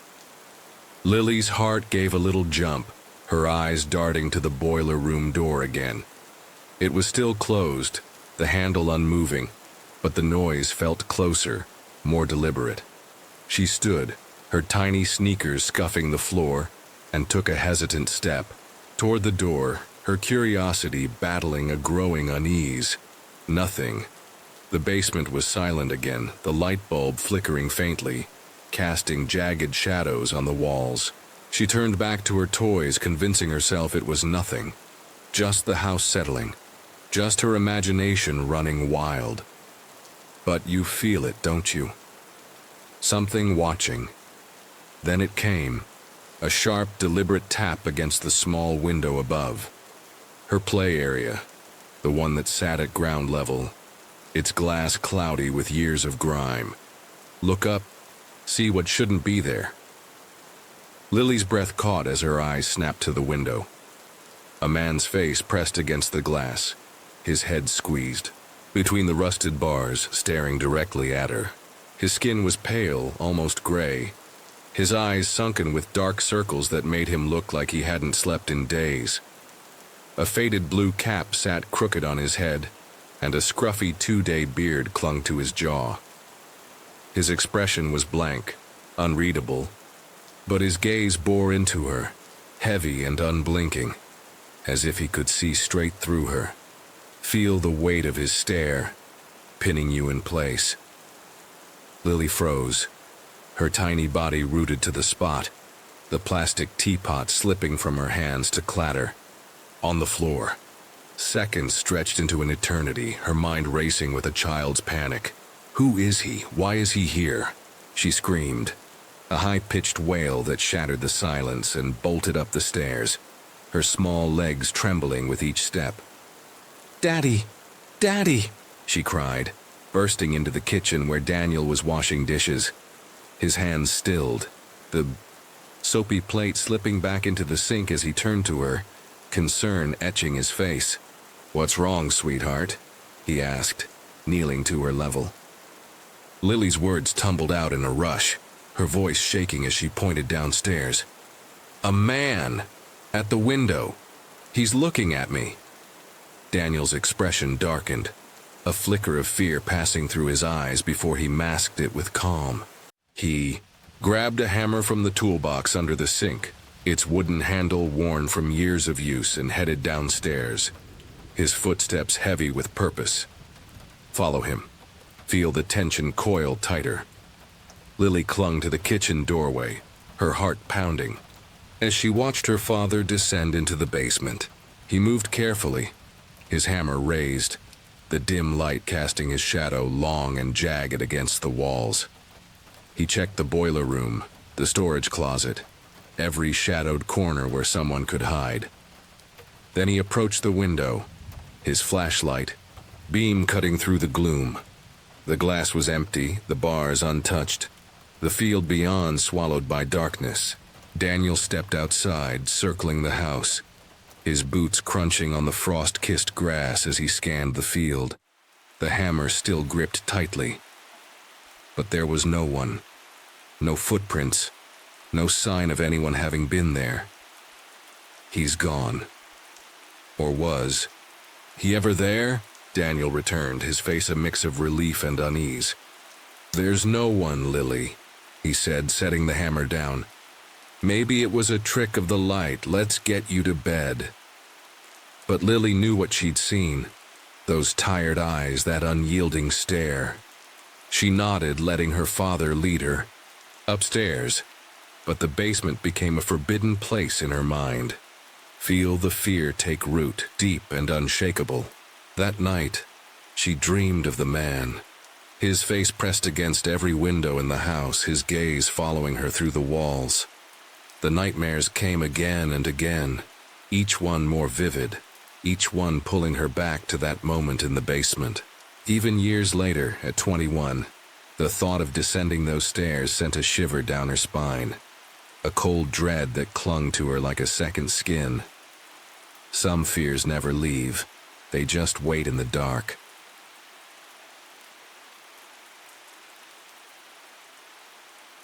You're alone in a cavernous aircraft hangar, the hum of machinery long silenced, the air heavy with the chill of night. 3 sharp knocks echo from a door that leads nowhere. You laugh, thinking it's a prank, but when you open it, no one's there.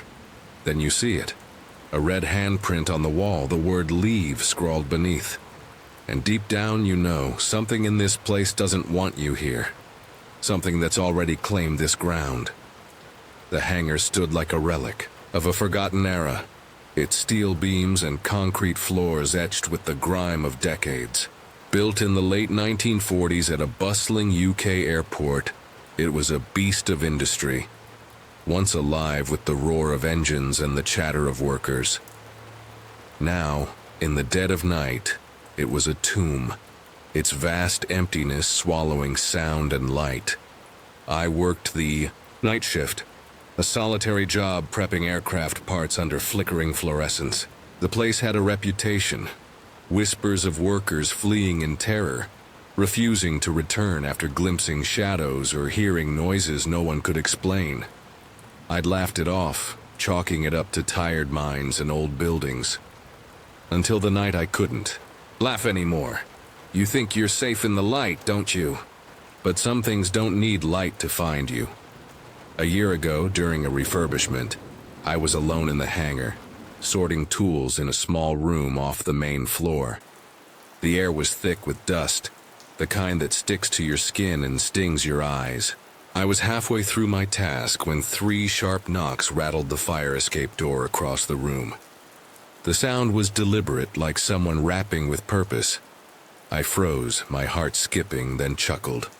"Nice try, lads," I muttered, assuming a coworker was messing with me. I knocked back 3 times, mimicking the rhythm. Silence. Then, a minute later, 3 more knocks. Slower, heavier, as if the hand behind them was growing impatient. A chill crawled up my spine, my bravado crumbling. "Open the door. You want to know who's there?" I crossed the room, my boots echoing, and yanked the door open. Nothing. Just a dark, empty stairwell, the air cold and stale. I slammed the door shut, my pulse racing, and sprinted out of the hangar, not looking back. That was the first time I felt it. The weight of something watching. I didn't talk about it, not to my mates, not to my boss. But the stories kept coming. A mechanic swore he saw a black figure dart across the hangar's roofline. A cleaner heard footsteps trailing her, stopping when she did. Then, days before my latest shift, I learned the truth. A man had taken his life here, years ago, on the top floor in a room overlooking the hangar. He'd climbed the rafters, tied a noose, and ended it all. The room was abandoned now, sealed off. A place no one went. My colleagues, curious during my holiday, had explored it with some guys from another company. They found a chair, a rope, knotted into a noose and a wooden cross, all arranged like a shrine. On the metal rafters, someone had scratched the man's name and the date of his death. They argued, accusing each other of a sick prank until a deafening bang shook the room, sending them running. I didn't believe it. It sounded like a ghost story, the kind you tell to scare newbies. So, on my first night back, I led the group upstairs to see for myself.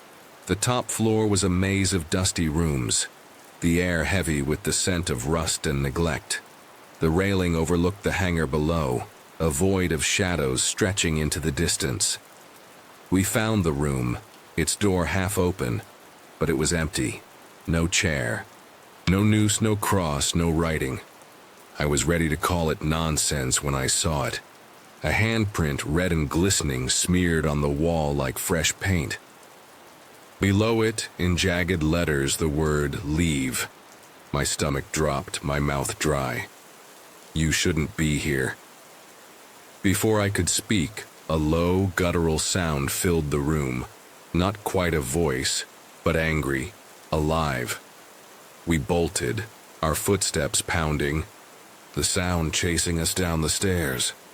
Later that night, over beers with the other company's crew, we told them what we'd seen. They laughed, called us liars, and demanded proof. Against my better judgment, we went back. The door to the room was now blocked, a piece of metal shelving from the floor below wedged against it, as if something wanted to keep us out, or trap us in. We forced it open and my heart stopped. The chair, the noose, the cross, they were back, arranged in the center, but now facing the doorway, like they were waiting for us. The air grew thick, oppressive, the temperature plunging. Then a bang, louder than before, like a hammer striking steel. We ran, my legs burning, my mind screaming. On the floor below, abandoned and dark, I begged the others to stop, my voice shaking. We shouldn't be here, I said over and over. That's when it happened. An object, a piece of pipe, materialized mid-air, crashing onto the shelving with a force that shook the floor. I tripped, my ankle twisting, nearly breaking, as we fled into the night. I'm back home now, my hands still trembling as I write this. I want to believe it's a prank, that someone's playing a cruel joke. But the stories, the handprint, the things we saw, they're real. I love my job, but I don't know how to face that hangar again.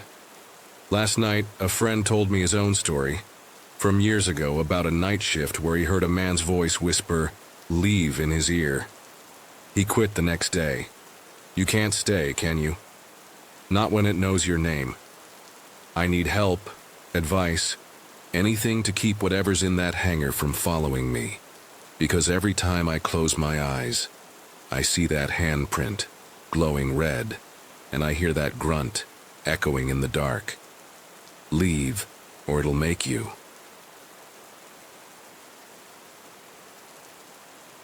Some houses hold secrets that cling to you, shadows that refuse to let go, no matter how far you run. I was only 10 when the darkness first found me, in the house I shared with my mother, a place that should have been my sanctuary but became a stage for nightmares. It was the dead of night, the kind of quiet that feels alive, pressing against your skin with an unseen weight. I'd woken with a start, my heart racing for reasons I couldn't name, and stumbled to the bathroom, my bare feet cold against the hardwood floor. The hallway stretched before me, a narrow corridor bathed in the faint glow of a nightlight, its shadows dancing with every flicker. That's when I saw him, a man standing at the far end, his silhouette tall and unmoving, a void against the dim light. His presence was a violation, a silent intrusion that turned my blood to ice, and I screamed, my voice tearing through the stillness, calling for my mother with a desperation I'd never known. She came running, her footsteps a lifeline in the dark, her face pale but resolute as she wrapped her arms around me. I told her what I'd seen, my words tumbling out in a rush, and to my relief, she believed me. Her belief was a balm, soothing the raw edges of my fear. and she stayed with me that night, her presence a shield against the shadows. But the house never felt the same after that. My mother had her own stories, kettles turning on by themselves, a heaviness that settled over her in the late hours, but she kept them from me, shielding me from the truth of what haunted our home. That first encounter planted a seed of dread in me, a fear that would follow me through the years, growing with every strange occurrence, every moment that blurred the line between reality and nightmare. By the time I was 14, the house had become a labyrinth of unease, its walls whispering secrets I couldn't decipher. One morning, just as dawn began to break, I woke to a feeling I couldn't shake, a prickle on the back of my neck, as if eyes were boring into me from the shadows. I was alone in my room, the air still and heavy, the faint gray light of morning seeping through the curtains. I turned slowly, my heart a drumbeat in my chest, and there it was, a shadow silhouette standing beside my bed, its form faceless, a void where a person should have been. The air turned cold, a chill that seeped into my bones, and I reacted on instinct, my fist swinging through the empty space where the figure stood. It vanished as quickly as it had appeared, leaving me trembling, curled into a fetal position, as a wave of fear and anxiety washed over me, pinning me to the bed. I stayed like that for what felt like hours, unable to move, terrified that any motion might summon it back, its unseen gaze still lingering in the room. A year later, at 15, I moved to my grandparents' house, hoping to leave the shadows behind. But they followed me, relentless in their pursuit. The house was old, its wooden floors creaking with every step, its walls lined with faded photographs and memories of a life I didn't belong to. I felt it the moment I arrived, a presence, subtle at first, but growing stronger with each passing. It started with the footsteps, a sound that haunted the late hours, the patter of bare feet running back and forth between my bedroom door and the back entrance. The wooden floor amplified every movement, a rhythm that stopped just outside my door, as if whatever was out there was waiting, listening. I texted my grandmother one night, my fingers trembling as I asked if she or my grandfather were awake, pacing the halls. Her reply came quickly, a simple no, and my stomach dropped as the footsteps resumed, faster now, more urgent, only to stop again when my grandmother appeared with our dog. Her footsteps entirely different, her presence a stark contrast to the unseen thing that haunted me. The fear deepened when I invited my girlfriend Elise to stay over. We were 16, tangled in the reckless joy of young love, but the house wouldn't let us forget its secrets. It was past midnight when the footsteps returned, their rhythm a taunt, a reminder that we weren't alone. I woke Elise, my voice low and urgent, asking if she heard it too. She nodded, her eyes wide with a fear that mirrored my own, and we listened as the patter grew closer, stopping just outside my door. I wanted to be brave for her, to prove I could protect us, so I gathered my courage and swung the door open, expecting to confront whatever lurked beyond.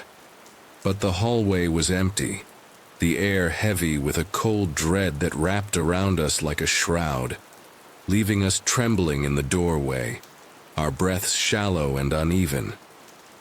The strangest moment came one night, alone in my room, when a dream turned into something more sinister. I was sleeping, my mind adrift in a haze of half-formed images when I felt it. A tickling sensation, light and teasing, tracing across my skin. I woke with a start, the sensation lingering, as if unseen fingers were still brushing against me, their touch cold and deliberate. Panic surged through me, my heart racing as I leaned over the edge of the bed, peering into the darkness below. The room was pitch black, the shadows thick and impenetrable. But then it came, a blast of air, sharp and frigid, slamming into my face with the force of a gale. The kind you feel when you lean out of a speeding car, the world rushing past in a blur. It was real, too real, and I froze, my mind reeling as I tried to make sense of what was happening, the line between dream and reality dissolving into a nightmare I couldn't escape. Years later, I returned to my grandparents' house, after a stint in Scotland, a place where the shadows had left me in peace, their absence a relief I hadn't realized I needed. But the moment I stepped back into that house, the darkness returned, as if it had been waiting for me. I was in my car with my ex-girlfriend, talking late into the evening, when I glanced at the front window and saw it, the same shadow silhouette from my childhood, standing there watching me with an intensity that turned my blood to ice. I entered the house through the back door, my heart pounding, and as I stepped inside, the radio in the front room came to life, its static hum filling the air with a sound that wasn't natural, wasn't right. My grandfather turned it off, his voice steady as he said he'd never heard it do that before, but I knew the truth. It was the shadow, the same presence that had haunted me for years, reaching out to remind me I'd never truly escape. These memories cling to me, a weight I can't shake, a fear that lingers in the quiet moments, whispering that I'm never truly alone. I've spent years trying to make sense of it all, to find answers that might free me from this haunting. But the shadows remain, their presence a constant reminder of the darkness that follows me. I need closure, a way to silence the echoes of those nights, to stop feeling like a child trembling in the dark. If anyone out there has answers, a way to explain what I've seen, what I've felt, I'm desperate to hear them, because I can't keep living with these shadows, not when, they feel so real, so close, so unyielding.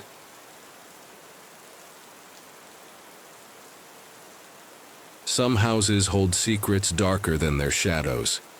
I learned that 3 years ago, when I moved into the quiet cul-de-sac on Maple Drive, a street lined with tidy lawns and picket fences that promised safety.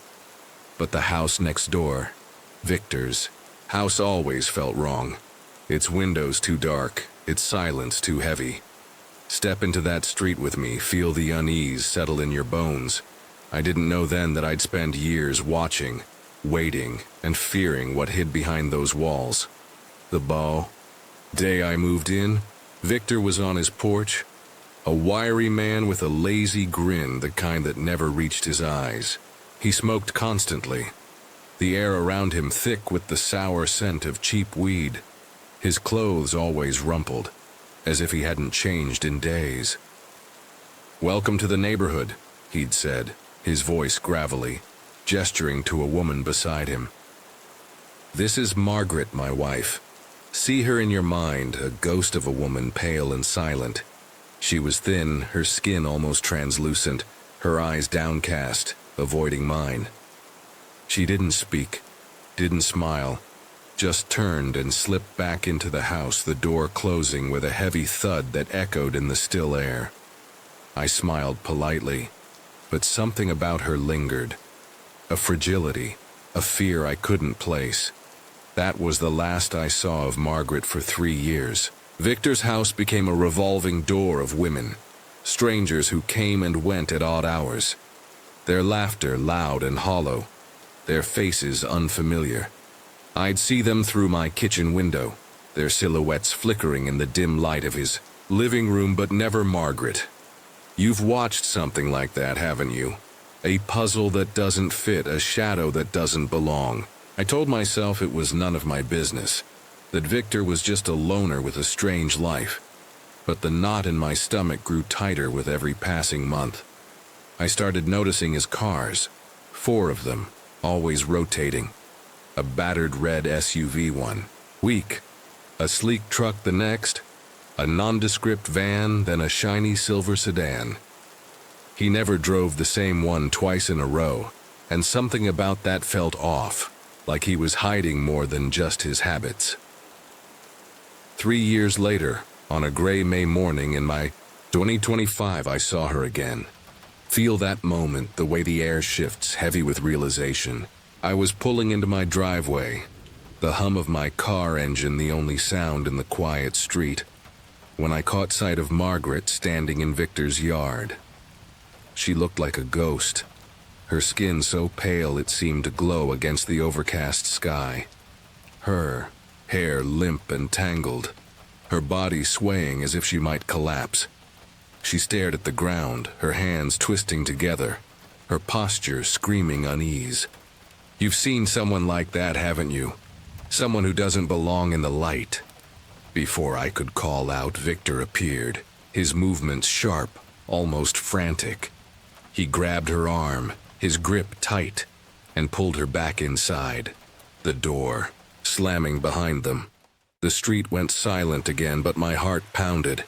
A drumbeat of dread I couldn't ignore. I couldn't shake the image of Margaret, her fragility, her fear. Let me take you back to a memory I've tried to forget. When I was a teenager, my best friend lived next to a man who never left his house. We'd see him through the curtains, always alone, always watching. One day we heard screams, sharp, desperate, and the police came pulling a woman from his basement, her eyes hollow, her body bruised. I'd never forgotten that, the way evil can hide behind a closed door. Now, watching Victor's house, I felt that same dread, the same certainty that something was wrong. I started paying closer attention. Victor didn't seem to work. Always on his porch, always smoking, always watching. His cars kept rotating, their presence a riddle I couldn't solve. One evening under the cover of dusk, I jotted down the license plates of two of them, the red SUV and the silver sedan. A friend of a friend, a cop named Daniel, ran the numbers for me. Feel that tension, the way it builds, waiting to snap. The plates didn't match the vehicles, not even close. Daniel's voice was grim when he called back, saying it was enough to warrant a closer look, enough to suspect something darker. I couldn't sit still after that. Margaret's pale face haunted me, her silence a plea I couldn't ignore. I called for a welfare check, scheduling it for the next day, right before I'd leave town for a work trip. Daniel devised a plan. The next time Victor left the neighborhood, a patrol car would pull him over for the mismatched plates, keeping him occupied while another officer checked on Margaret. You'd do the same, wouldn't you? For a stranger who might need you, you'd step into the unknown. I gave my statement over the phone, my voice steady but my hands shaking, the weight of what I'd set in motion pressing against my chest. As I packed my bags that night, the street outside was quiet, Victor's house dark except for a single flickering light in the upstairs window. I couldn't help but wonder what secrets it held, what Margaret endured behind those walls. Some shadows don't fade, do they? They cling to you, whispering truths you can't unhear. I left the next morning, my heart heavy with questions, hoping the police would find her, hoping I wasn't too late.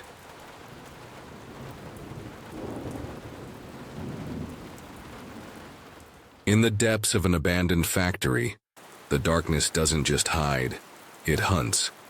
Marcus stood alone in the hollow expanse of the factory, his breath shallow in the suffocating stillness of the night.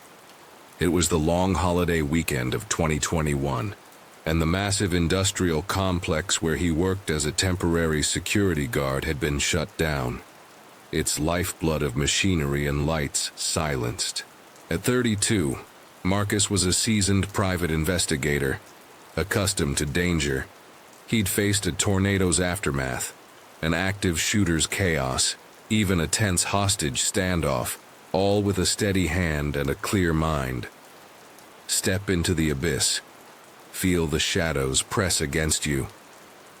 But tonight, as he patrolled the pitch-black corridors with nothing but a mag light and his cell phone, an unshakable dread settled into his chest, whispering that the factory held more than just emptiness. The factory was a labyrinth of steel, and concrete, its endless hallways lined with towering machines that stood like ghostly giants, their shapes distorted in the faint glow of Marcus's flashlight. During the shutdown, everything was powered off, except for the security cameras, the boiler humming in the distance and a dim flicker of office lights far from where he stood. His task was routine: make rounds, scan barcodes near the doors, to log his movements and take readings from the water risers. Picture a man, dwarfed by the factory's vastness, his light a fragile shield.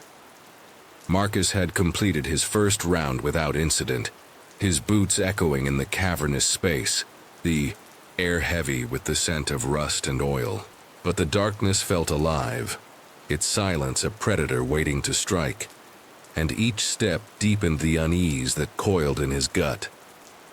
He descended into a narrow section near the back of the factory, where two water risers stood 10 feet apart, tucked behind hulking pieces of machinery. The area was a maze of pipes and gears, the shadows so thick they seemed to swallow his flashlight's beam. Marcus set his mag light down, its light casting eerie patterns on the walls, and used his cell phone to navigate the tight space, his fingers brushing the cold metal as he recorded the first reading. Hold your breath. Feel the air grow heavy. He turned to move to the second riser, his movements careful, deliberate, when a flicker of movement stopped him cold. A shadow, darker than the surrounding blackness, rising from the floor like a living nightmare. It was human-shaped, its edges blurred yet unnervingly solid, standing at least 6 feet tall, its form absorbing every trace of light. Look into the void. See what shouldn't exist. Marcus's heart slammed against his ribs, his breath catching in a jagged gasp. The shadow stood motionless, yet its presence was a crushing weight, as if it could see him, know him, claim him. Before he could move, the shadow surged forward, its motion swift and unnatural, defying the laws of the world. Feel the cold tear through you.